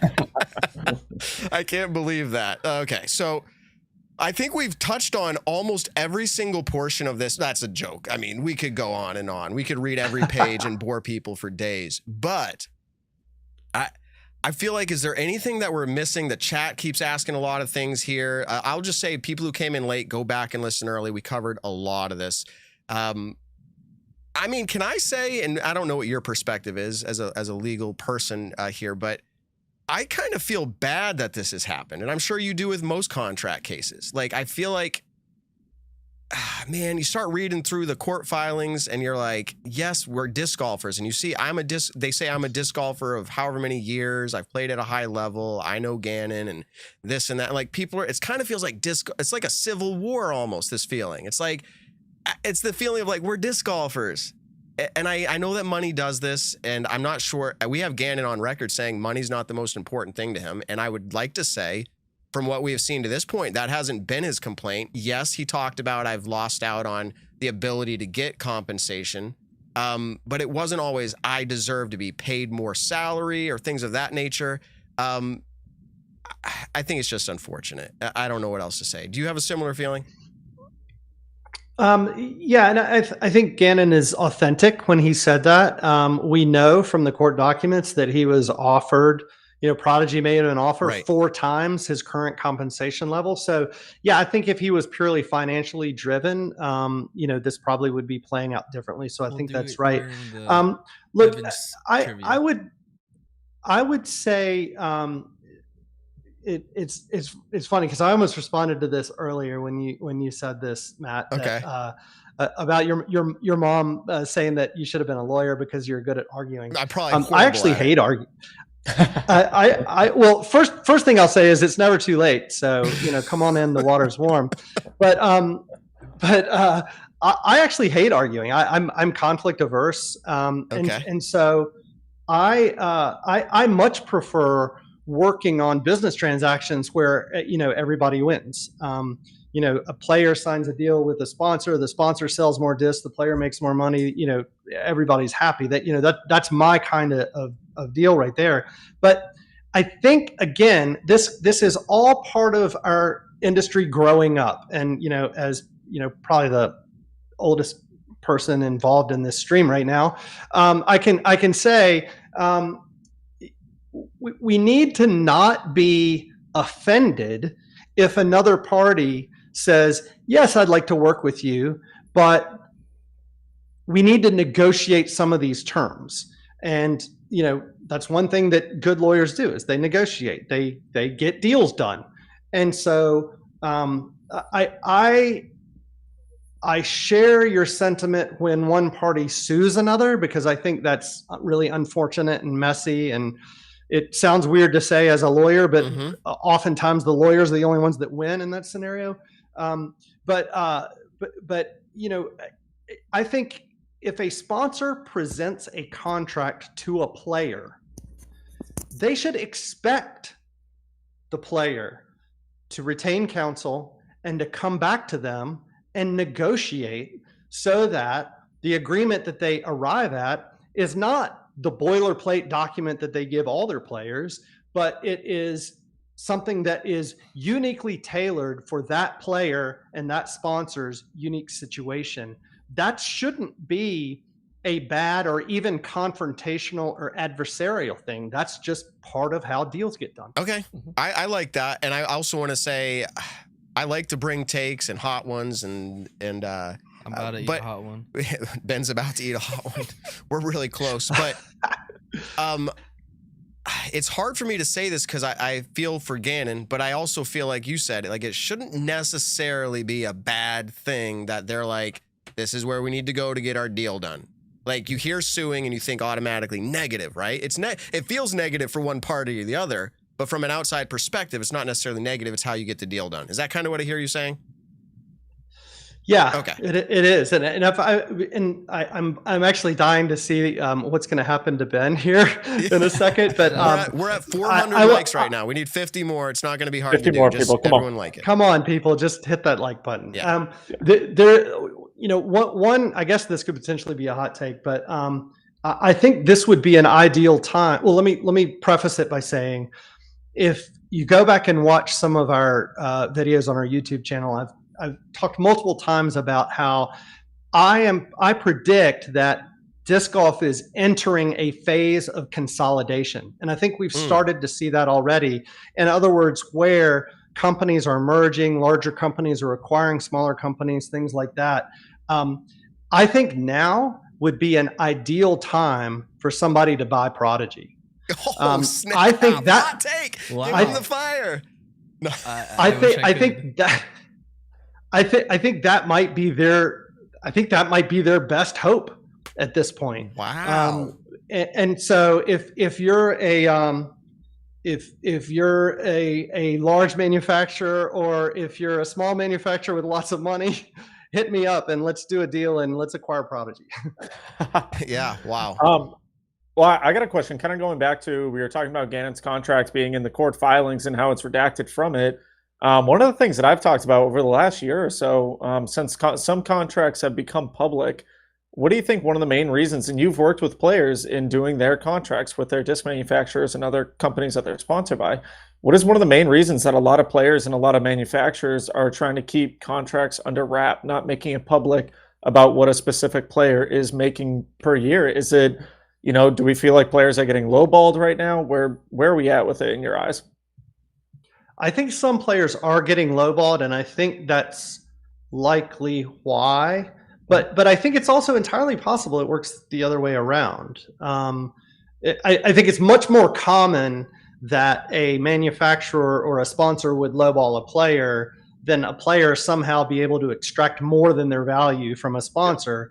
But I think, to answer the question that you asked, I think the reason that both players and manufacturers, or just sponsors in general, might want to keep it quiet is if a manufacturer has to pay $10 to get a particular player, and then there's a similarly situated player, right? Similar potential, similar experience, similar upside, all these kind of things, but they could get that player for $8.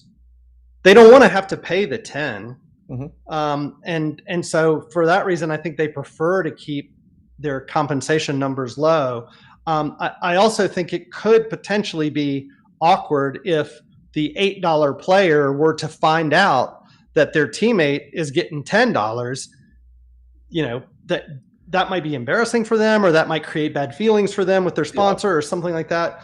So right now, I think the general attitude seems to be everybody wants to keep it confidential. Yeah. So that's what I was curious of players finding out what another player makes. Like, let's say it's two players from Discraft, or, and this was going to be a follow-up question, is now that you've worked with disc golfers on their contracts, how did you figure out how to value a player in the sport of disc golf? Like, we have so many different ways that players are kind of presumed how great and how much they're worth, I should say. I mean, you have world titles, or you have social media presence, you have content creation, all these different ways. Like, how did you personally figure out how to value a player when going to manufacturers and other sponsors to say, hey, this is the number that I want to get for this player?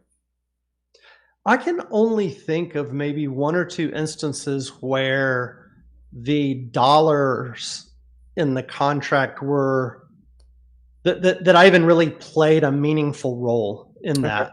I think typically the numbers get at least talked about really between the player and the sponsor.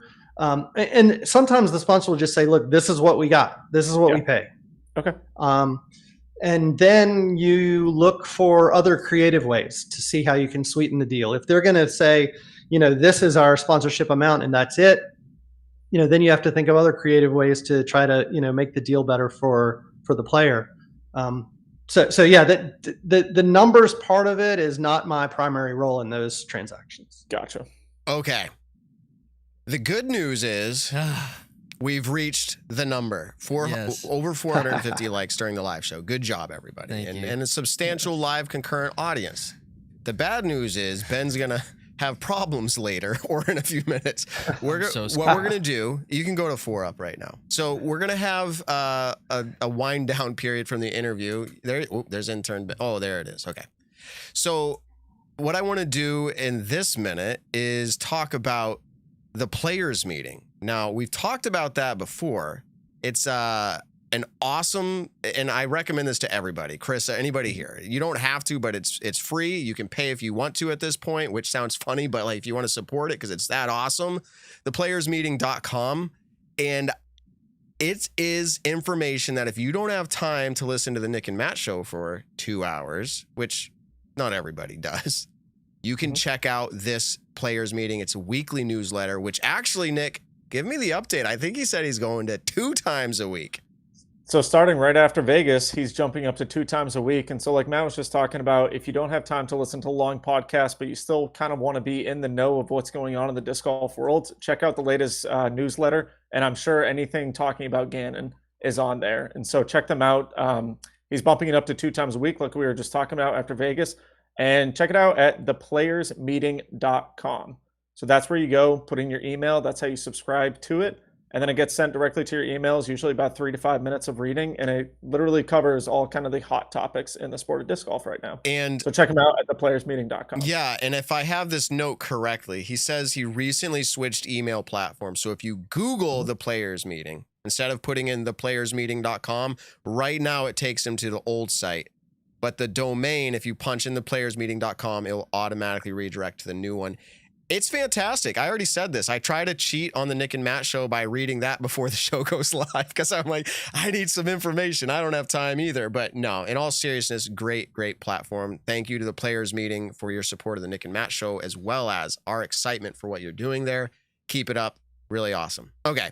Chris, I hope you don't mind sticking around as we get him going on the chip here, and then we're going to bring it into the game with Evan's ABCs, which is similar to a stat or fiction, but we get multiple choice. So you cool sticking around for this? Okay. I'd be honored. Thank you. Honored to watch intern Ben. So let's go on you full screen here. Let's do it. Let's just full screen. So if you were listening post, you're driving around, you're at work, you're going to have to go to about the time stamp of 1 hour and 37 minutes before Ben ends his life eating the chip. Apparently, this is really hot, Ben. Yeah, I've done this it. This is once. the blue version. I've had a corner of it, and a corner. 3 of my friends puked, and I did not feel well. So. Okay, so have you had this blue version? No. This apparently paints your tongue blue. So show us your tongue before. Okay, good. Now eat the chip. Why? I don't know. Just eat it. Dude, every single week you try to do this. I know. No, I mean, this was a special episode. No one was expecting 1,000 concurrent views. Okay, here's a chip. I'm going to... Wow. Ooh, that just looks wrong. I'm going to get hurt. That looks like charcoal. Yes, I'm already sweating. It does. Do I have to eat the whole thing? Hold on. I think that's what the chat wants to see. I'm going to video this from over here, too. Matt, you got to text Stephanie, bring down some milk. Yeah, bring down chat. some bread, Do I have to eat the whole thing, chat? We got some strawberry milk. Okay, go ahead. Just eat it. We'll come back to you in a minute. I guess it's the whole thing. I don't know. This might be a bad mistake. This is horrible podcast listening, but the entertainment value. So bad. Wow, his mouth's already blue. Look how blue. Look, his lips is.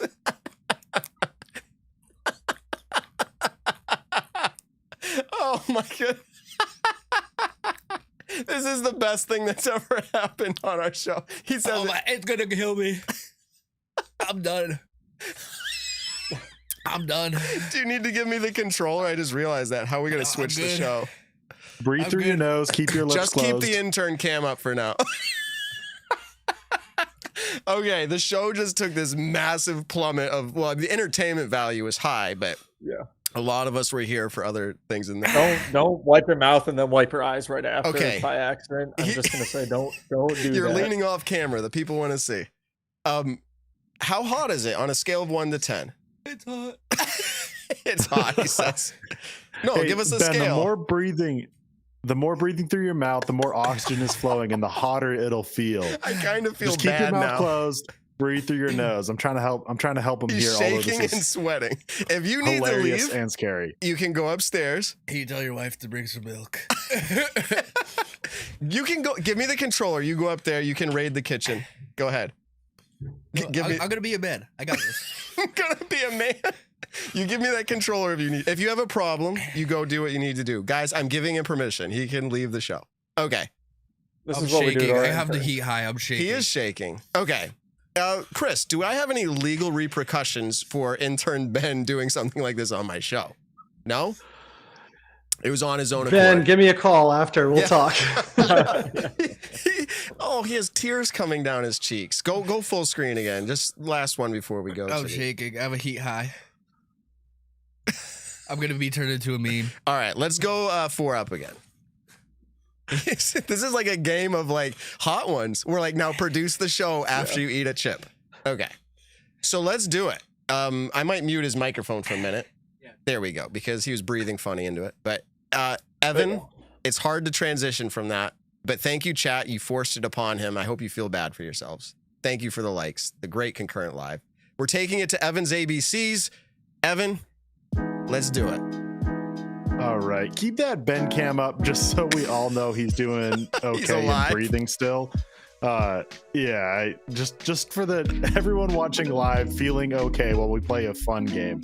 And this is Know Your ABCs, by the way. We can call it Evan's ABCs too, but I like the Know Your ABCs. So with this, similar to Stat or Fiction, except there's 3 options, A, B, or C. You just have to guess which one it is.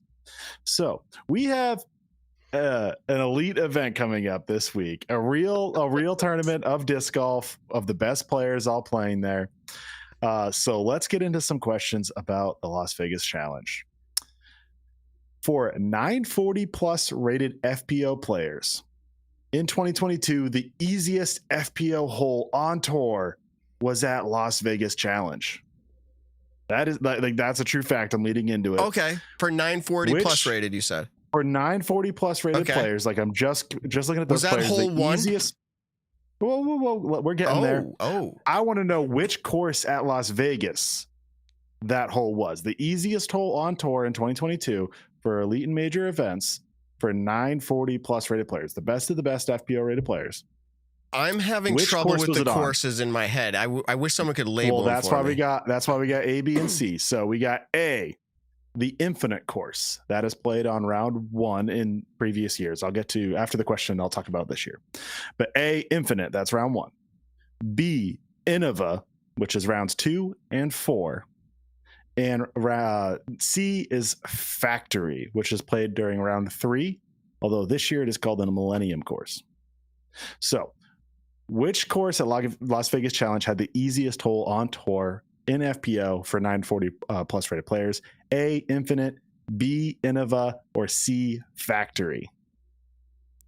Man, you want me to start, Matt? yeah, you start. I'm honestly trying to remember which course is which, though. Like I knew the course names, but I'm struggling right now. Which is which? Man, I'll say A, the Infinite course.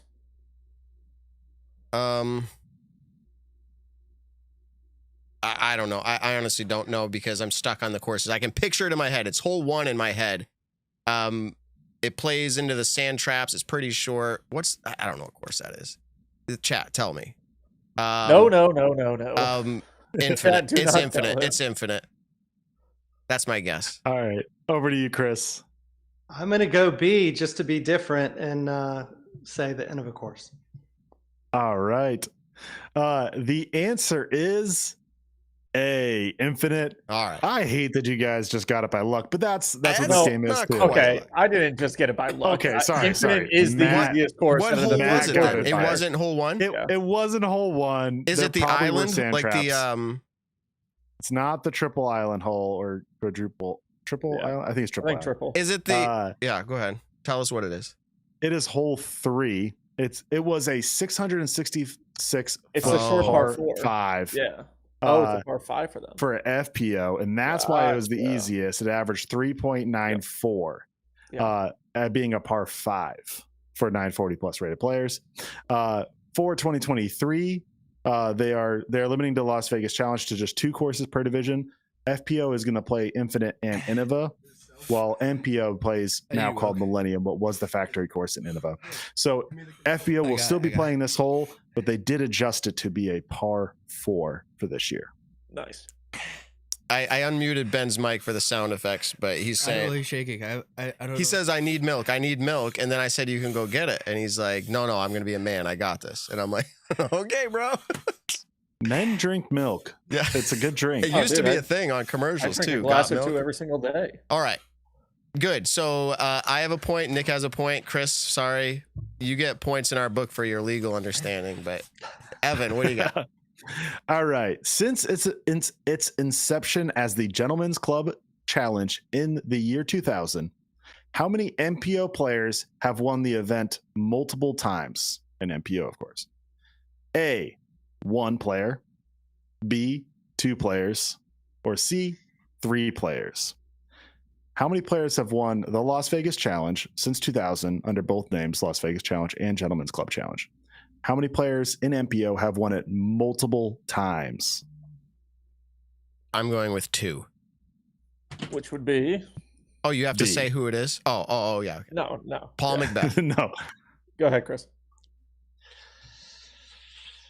I got to get a point here, so I got to be strategic. I'm going to say A. Yeah, the Steve Falco rule. I'm mainly paying attention to Ben right now. I so- It's also- tough. yeah. I'm trying not. Yeah, 911. I also want to say no. You know what? I'm going to say C. 3 people since 2000. 3 people.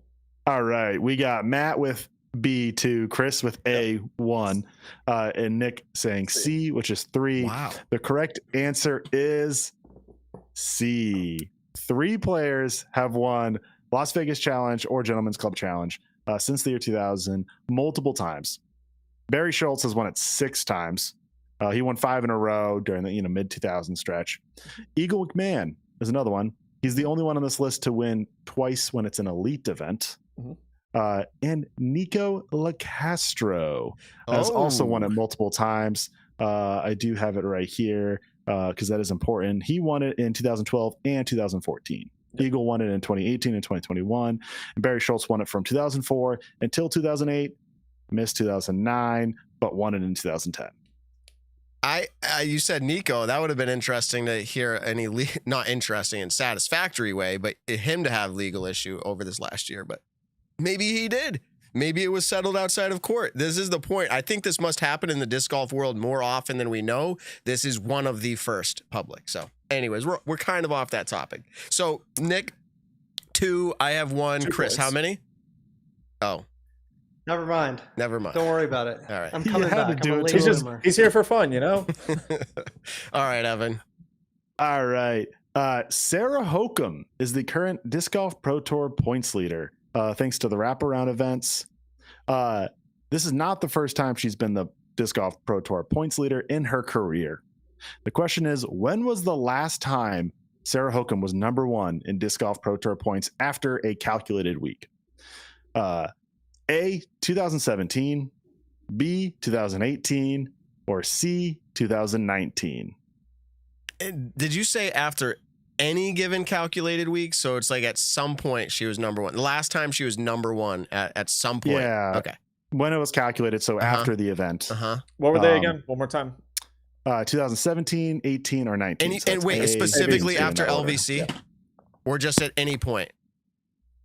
No, at any point during the Disc Golf Pro Tour Okay. season. Okay. Oh, man. You want Chris to take it first? Yeah, go Chris. Yeah, we'll put Chris out there. Which one? There you go. Sarah and Chris Zagon are clients and good friends of mine, so I'm going to be really embarrassed if I don't know this. So I'm going to say B, 2018. I'm going to go A, 2017.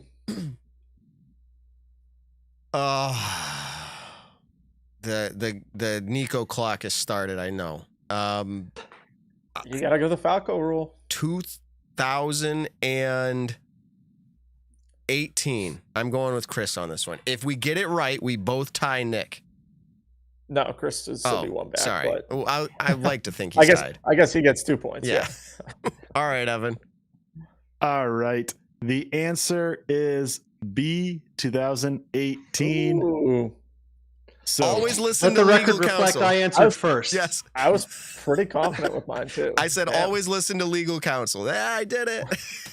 He said 2018. I went with it. Nice. So that ties me up with Nick now. 2, 2, and 1. Uh-huh. Yep. So I didn't even have a bonus question, but I got one right now. I'm good. Oh, okay. So Sarah Hokum finished the year as number 1 in Disc Golf Pro Tour points. Let's go. Who was the highest, excluding Paige Pierce and Katrina Allen? So you have Paige Pierce, Katrina Allen, and Sarah Hokum excluded from this. Who was the highest place in the standings in FPO besides those 3 players at the end of the 2018 season? And do you have a multiple choice, or are we just picking a player? No. We're just going to pick one, and you will both pick a player. Whoever was higher will be the winner. Okay, you can't pick Sarah Hokum. At the end of what season? I missed it because Ben's over here breathing heavy. That's okay. 2018. Yep. That was the last time Sarah Hokum was number 1 in Disc Golf Pro Tour standings. Did we ever say what week that was? Did you ever say that? No, but I'm kind of getting there. Oh. It was after the final week. She was I think it was the last 3 calculated weeks of the 2018 season. Wow. She was Okay. all of the first, finished it on top, and has now back on top. So I'm looking for the highest rank place. I'm trying to figure out the right words for this. Who was the top in the standings of the Disc Golf Pro Tour standings besides Sarah Hokum, Paige Pierce, and Katrina Allen? So need a name of a player who was top of the standings. All right, Matt, put on the You random said clicker. besides Paige and Katrina? Yeah. And Sarah Hokum. I'm excluding those 3. And so in because- 2018, who is it? Because you would either just say Paige No, Pierce or Katrina Allen. I'm that's making what it we fun. have to pick, Matt. Yeah. So higher than Sarah. I'm trying to get this right. So we're saying No. just the Oh highest. my goodness. It's the fourth highest place. besides Sarah, Katrina, or Paige. Yeah. Okay. Yeah, Yes. it's fourth place or worse. I'll actually say this. It was 3rd place because Paige Pierce was 2nd. Katrina Allen was 4th. I just knew the only guesses would probably be Paige or Katrina. So I'm making it interesting. Who finished 3rd place in the 2018 Disc Golf Pro Tour standings in FPO? And Chris, you're not in the tiebreaker, but I'll let you get a guess in if you want. But we'll go Nick and Matt. Wait, can I say something? Yes, you can say something. I completed the challenge. It's been 10 minutes. I guess that's a challenge. So I can't. 10 minutes is a challenge. All right. Okay, we can't understand you, but we understand. My He did the hands are challenge. shaking. I gotta go get ice cream. He's got it. He says he did it. After 10 minutes, he's calling it good, and he's going to get ice cream. Give me the controller before you go up. That's a challenge. Thank you, Ben. Mute the mic. Yep. Yeah. I told you it was just this breathe. You get the round of applause. All right, he's handing it Yeah, well over. done, Ben.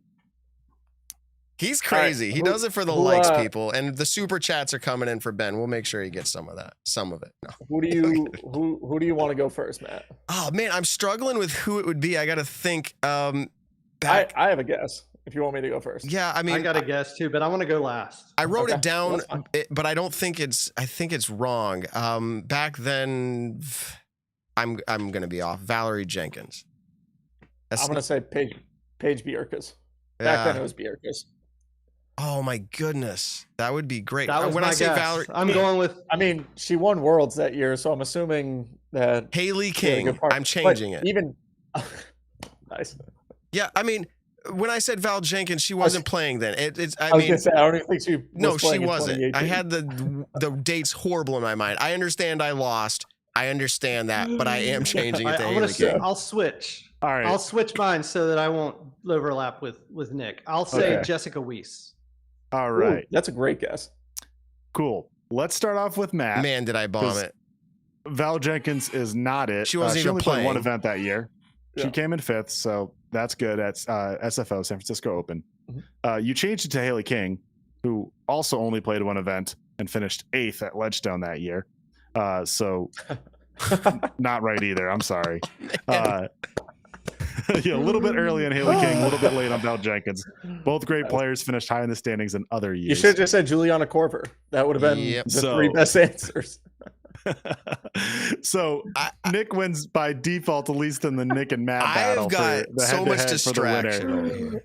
Paige Shue finished tied for 6th. She played almost every event that year. Had a couple drops. Very good year. Of course, Worlds at that time didn't count for Disc Golf Pro Tour points, but her season I figured she had a otherwise good was very season. good. Yeah. Yep. But I'm going to go over to Chris, who said Jessica Weiss, which is a very good guess. Yep. Not only was she higher than Paige Shue Bjerkes, she was the number 3. You got it exactly right. Right when you said Jessica Weiss, I was like, that's who I was missing. Mm-hmm. Yep. That was a good year. I remember. Like, man, good job, Chris. And thanks to Nick for guessing Paige, because I was going to guess Paige instead. So. Yeah. So I mean, realistically, thanks to Matt for guessing 2 players who barely played. Yeah. Yeah. I should have said all the players who aren't playing anymore. Yeah. I'm serious. I was super distracted. It was crazy over here. But Chris just got that point. I mean, we're tied all around. We're gonna bring Chris back in as a tie. We're calling it what it is. It's fair. Nice. Sue us, Chris. No, I'm kidding. I'm kidding. I object speculation. Yeah. So we talked about a fair amount of things, and quite frankly, we just hit our 2-hour mark, and people loved it. We do not often have a show of this much concurrent viewers and this much excitement, and intern Ben doing what he's done. This was a fantastic show. Chris, we thank you very much for coming on. Go ahead, Nick. I have one more question. Thank you. I was just about to say, can you take off that? So not technically. Yeah, I'm multitasking now. I mean, we've been talking about the Gannon Buhr, issue all night, but one other issue that's been brought up this year was a player potentially suing the PDGA over the transgender rules that have been applied to the 2023 season. Do you have any information on any of that, on how that could possibly go down? I mean, this is just another area where, myself, I'm very, I would say, immature in my knowledge in all of this. But with Natalie Ryan and other transgender players being excluded from certain events going into the professional disc golf scene on the Elite Series events, Silver Series and above, I would say. Can you kind of talk to us? Do you have any information on that? Any insider information? Discgolf.law on YouTube. We got some videos up. That's the best I could do. Perfect. Otherwise, I'll start talking and we'll be here 30 minutes. So that's a good call. That's the best way. We've talked about that at length. That's a great call. Awesome. Send them over there. I'm going to check that out. No, I'm going to check that out. Discgolf.law YouTube channel. Here's what I'm going to say. I think he gets more viewers on average than we do for each of his videos, but he doesn't have as many subscribers, which I want people to subscribe over there, and intern Ben will eat another chip. No, I've got more chips lined up here. So, but in all seriousness, Chris, thank you very much for coming on. I got a text from my dad, which my dad's son, me, is Matt. So we have that in similarities. My dad said, if you're still listening, Dad, shout out. He said, great guest tonight. He goes, of course, I love legal stuff. My BA was in administration of justice, and I probably would have been an attorney if I wasn't a pastor. My dad is a pastor. So it's kind of funny how that worked out. But anyways, great guest tonight, Chris. Thank you very much for coming on. Anything that we missed that you want to shout out besides getting people over to your channel? Last thing I'll shout out is the Ulibarri Leadership Foundation. Great organization. We started last year. We're still trying to get things going. So go to uli.foundation, and donations in any amount are very much appreciated. It goes to a great cause. All right. Are we going to see any of this Gannon talk? Are we going to see this on your YouTube channel? Yeah, there was a little bit of a race. My Matt is doing the editing of the video I made earlier today. And so if you want to hear me say the things I said on the Nick and Matt show again on my channel, should be up probably tonight or tomorrow. In all seriousness. Awesome. Right, so we got to make sure, Matt, we are up at 9:05. Oh, it's up. But in all seriousness, and I mean this truthfully, go over there if you don't have the time to listen to the Nick and Matt show again. That's where it's going to be condensed. I guarantee you you're not going to have a 2-hour take, right, Chris? That's right. Okay, so that's worth probably it. Probably a little shorter than that. Right. So definitely go check that out. And we appreciate your time, Chris. Thank you, Chris. Thanks, guys. Appreciate you having me on. Be happy to come back anytime. Let me say one very last thing. I think Statmando is one of the greatest things to happen to our sport ever. So big shout out to you, Evan. Yeah, and your team. That's incredibly kind. I appreciate it.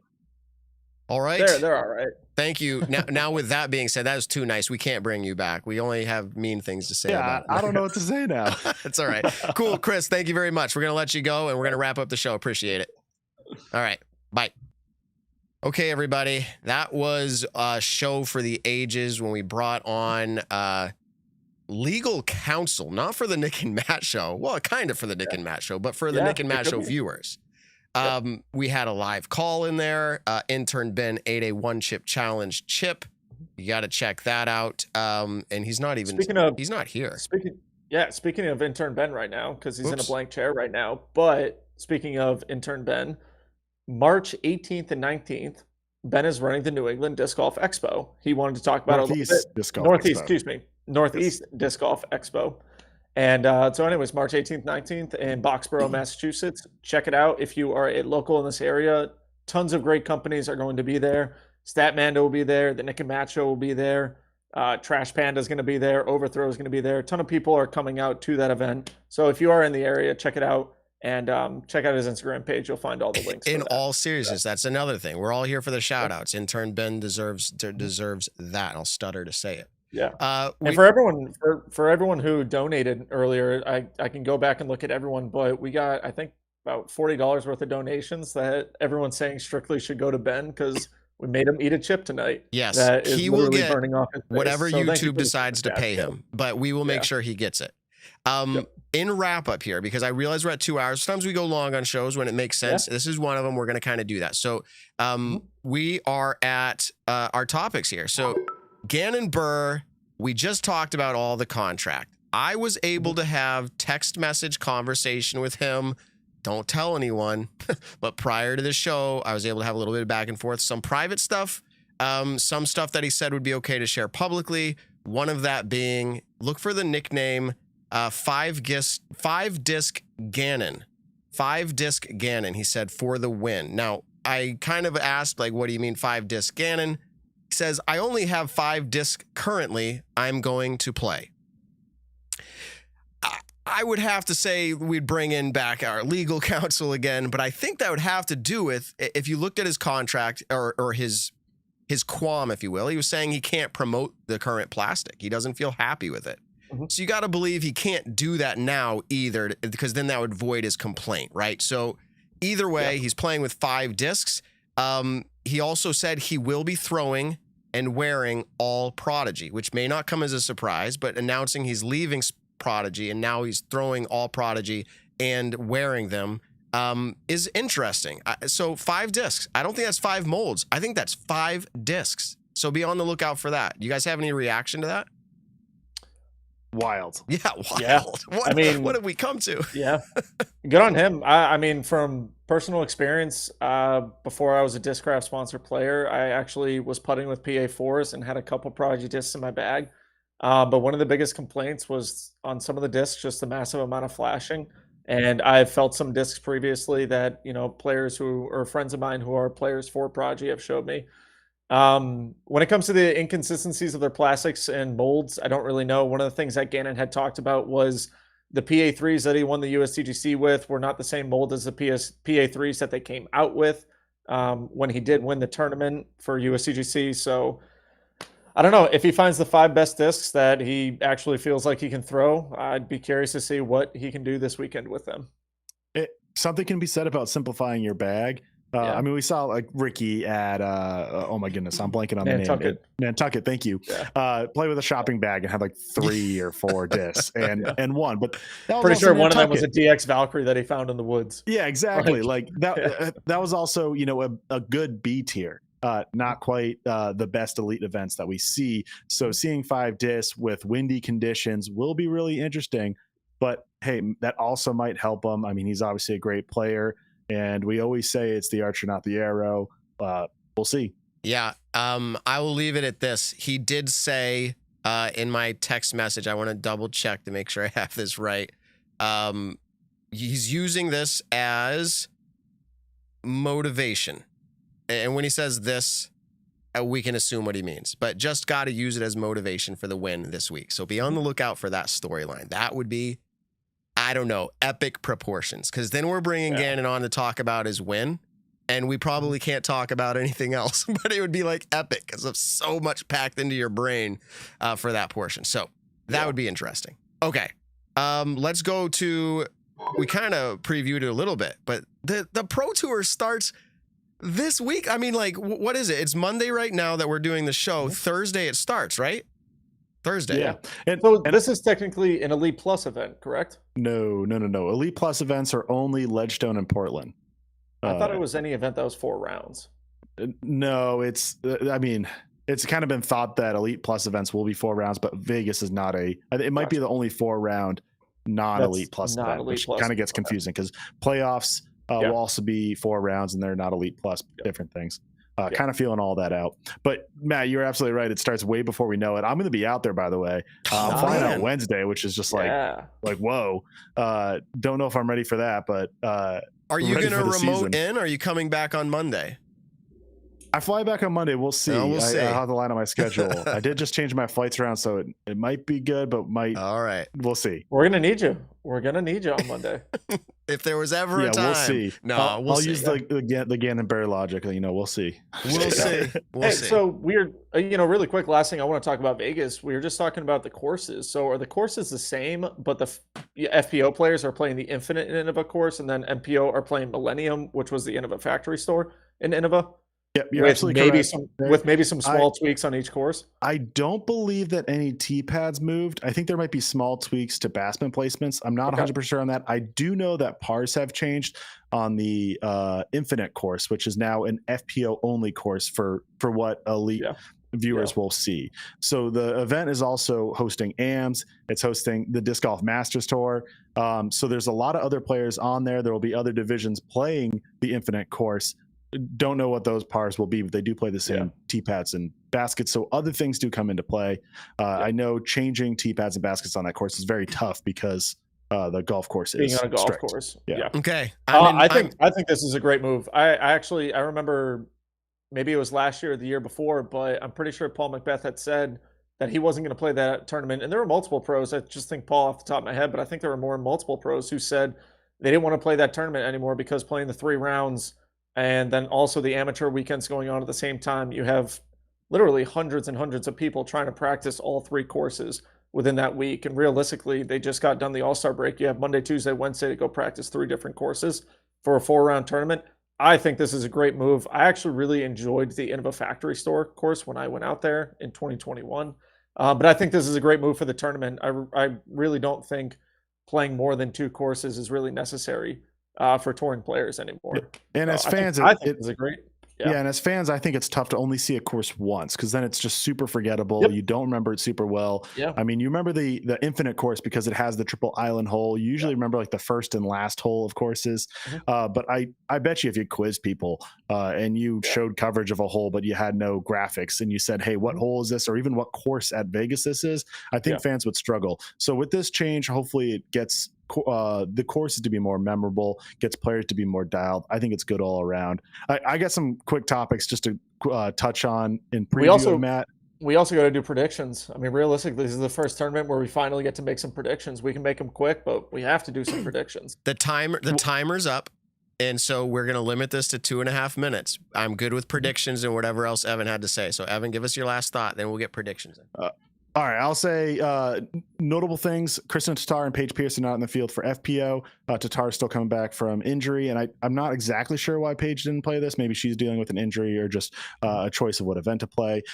We talked about at the beginning of the show, notably Ricky Wysocki, just recently dropped from this event, so now we're missing both the #1 players in the world, at least to the official rankings.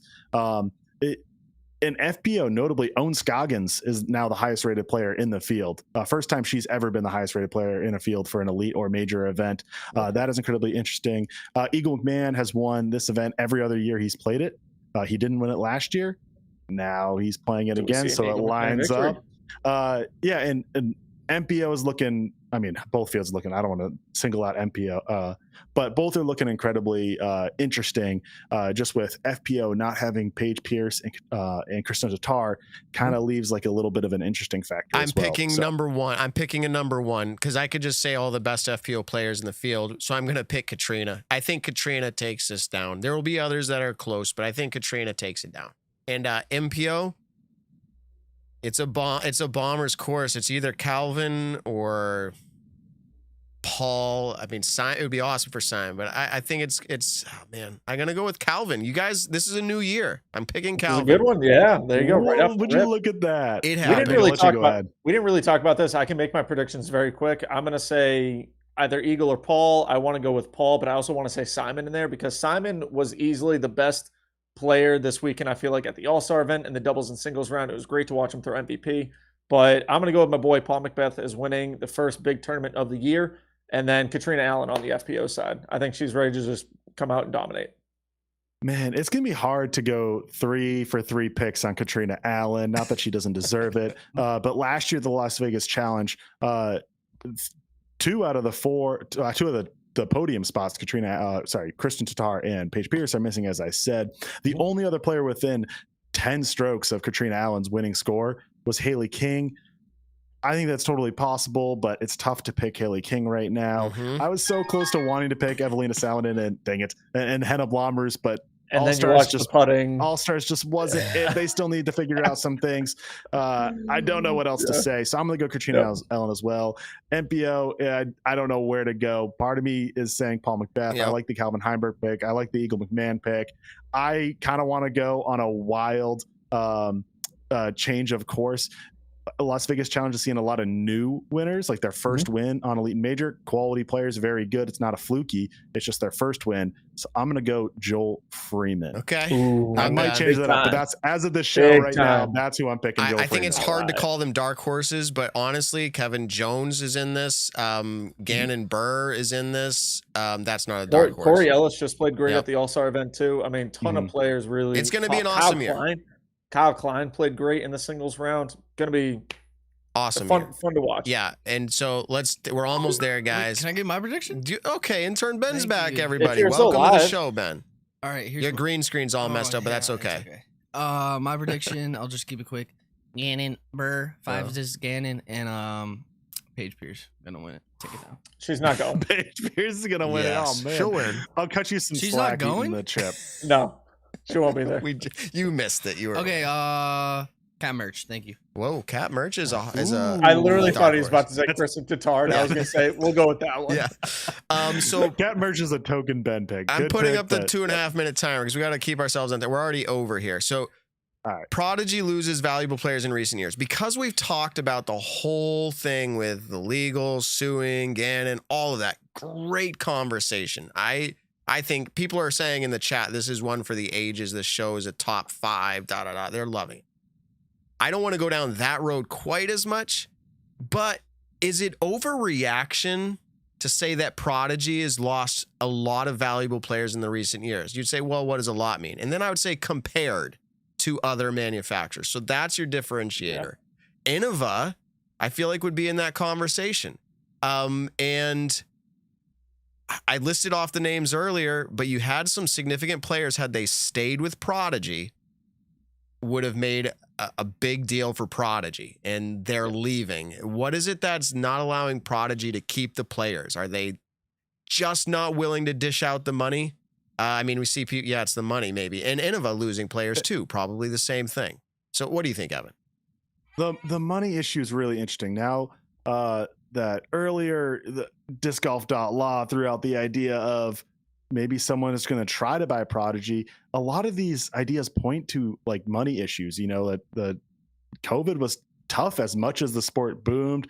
A lot of things are changing. Plastic was hard to get to. Prodigy notably moved a lot of their production over to China to cut costs.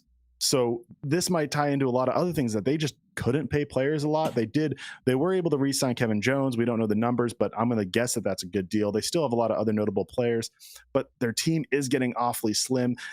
They don't really have a notable FPO player at all. Lucky Lorenze and what's the lefty, really good putter? Why can't I remember her name? Heather Young, excuse me. Young, but she hasn't played who hasn't played, and so that's all they have for FPO, and their MPO team is getting slim as well. And it is really 30 interesting, seconds and left. And tells me that's money. People are calling out the fact that in this court filing, that they said like their elite player Gannon Buhr, like that was their only one. I mean, that's got to rub Yes. KJ. They and almost others like wrong. delisted. Yeah, they Yeah. almost delisted So- everyone else on their team, and That was yeah. I don't Yeah. like that's lawyer speak. Look, That's bad hey, lawyer speak. one I of the don't things. know. I mean, Fire. if you're not in the chat, kind of following along, one of the biggest things that was said even in the chat tonight, Pat McMahon, Eagle's dad, and Pat was saying in the chat, this is coming from him, is that he told Eagle years and years ago to, pretty much stay away from Prodigy. And I've heard that from multiple people, multiple touring pros that I've talked to throughout the years, and just different sponsorship changes. There's just behind the scenes stuff. I don't know all the details of it. Barely know any of them, but there's a lot of people who I trust that have said, nope, wouldn't go there even for $1 million a year. So Okay. I don't know. I think that speaks a lot. Look at their team in 2013 when they first announced, and look at their team now. Yeah. That's one of the biggest things in the sport. For the chat, if we get 1,000 likes, I'll eat the chip before the show's done. I have another chip. 1,000 likes. Whoa. 1,000 likes. So, but I'm only giving the 2-minute counter here. You guys better hurry. Hey, how about this? Yeah, 475 likes, and Ben eats another Yeah. one. Dude, I'm done. They better hurry though. They better hurry. If we get to 1,000, it's got to be quick because here's our last topic. Yeah, I'm scared to eat the chip, people. That's why I did it that way. Okay, Paige Pierce, look ahead. Where is she? She's not at LVC. Yeah. She wasn't at All Stars. We know that she did her disc golf tourist thing this off season, which she had done for many years. I think it was 2 years ago or a year ago. Both of them. She went to Hawaii and was figuring out, and rightfully so, what she feels about her life. And I'm really making a broad statement, but that was, people were concerned is like, how is her play going to be? Seemed like it was on the downslope. Last 2.5 minutes of topic talk here, guys. What do we think about Paige Pierce just in general for this year? She's an obvious competitor, but there seems like something was lacking over the last year. She was able to win, but she also had very poor showings, like pretty bad. So why is the roller coaster so high? Because she's not Nate Sexton? Like she just goes for everything? I mean, is that the problem? I mean, what's the look ahead for Paige? Is she going to be relevant for here on out for the next year or 2 or 3? I mean, she's talked about losing motivation at certain points in the season. One of the biggest things that she had done recently, coming out with that documentary on the Worlds, that was huge. I think that launched around Ledgestone of this past year. And we kind of see all the ins and outs of what it's like behind the scenes. And she had talked about just how, crushing that tournament was, the way that she lost it and the fashion that she lost it. And then also motivation throughout the year. You have one player just absolutely excelling and just living off that high, getting 100% podiums throughout the year, crushing worlds, crushing pretty much every single event that she's playing in. And then your inconsistencies are causing such turmoil in your disc golf career right now that motivation is just a huge thing. I mean, it's not easy week in and week out, especially when you consider yourself one of the top players in the world. You talk about being one of the top players in the world. It's hard to talk your game and then back it up, because when you don't back it up, you take so much more of an emotional hit by saying like, oh yeah, I'm, this great, incredible disc golfer. And then here I am mixing cash at this event, or getting 10th, 12th, 14th, 16th at this event. I mean, we look at that as, for Paige Pierce, like those are bad scores, bad places to get. Yeah. I'm laughing. You get 40 seconds, Evan, but someone said I should have had to eat a chip tonight because I guessed Val Jenkins and Haley King in the game. So anyways. Yeah, that's Go fine. ahead, Evan. Close out this topic.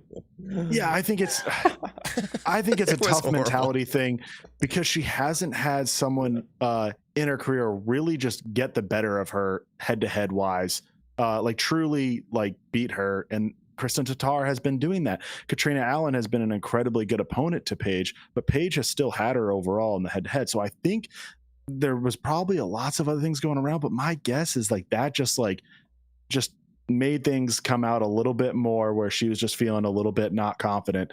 All I think it takes is just a win or two against Tatar that like really feels earned, not really Tatar missing a putt that rolls away badly, like a true like Pierce gets the better of Tatar. And I think that'll happen, and I think that might kick her back into gear. So Pierce is playing all the elite events pretty much after Vegas that I can see up until the West Coast, and then who knows. I think she'll be fine this year. It'll be really interesting to see how she does against Tatar. Okay. Yeah. Intern Ben is back. We'll let him have the last word about how it was. Honestly, it sucked. I literally like the reason I kept holding my hands like that is because I couldn't hold them flat. It felt like I don't know if carpal tunnel is like the right word, but it felt like I couldn't leave them flat. They're like this. Spicy mouth carpal tunnel. I was like, it was literally, I was shaking. It was crazy. So Nick, it sounds like you're up next. Oh, for the one chip challenge? Oh, dude, I would die. I would literally die. So I'm in Nashville right now, and they pride themselves on hot chicken. And dude, I went out and got a chicken sandwich for brunch yesterday, and I got mild, and I was still sweating bullets, even with pouring ranch all over it. I was drinking a mimosa, but I was literally, asking the waitress, I'm like, can you bring me just a gallon of milk? Because I'll literally drink the whole thing right now. I'm an absolute. Oh, today I got a the Subway Nashville sandwich. hot, man. I like Nashville hot. It's a good flavor, and it is. If you get the spicy, it's pretty. It's good. It's good. They have some really spicy stuff. We'll give Nick a Doritos chip if we get the regular spicy Dorito chip. Yeah, I feel I'm good. just talking about nacho cheese. So, I can do nacho cheese. I love those. I've actually had the spicy ones before. So it's so funny to me how, if it's a good spicy flavor, it's actually fun and addicting to eat. But like I'm drinking, a gallon of Coke the whole time, or just 10 cups of water, just trying to like tone it all down. Yeah. But I've actually over the last year have explored a lot more in the heat section of foods than I have ever in my life. I mean, dude, five years ago, there are some barbecue sauces that are too hot for me. The Packy one chip challenge is for you then. Packy one chip challenge. So I'll pass out on if you guys want to see me pass out on the show, I will do it next time I'm in Massachusetts. We're gonna do a punishment on the course, something like that. You got to play a hole and okay.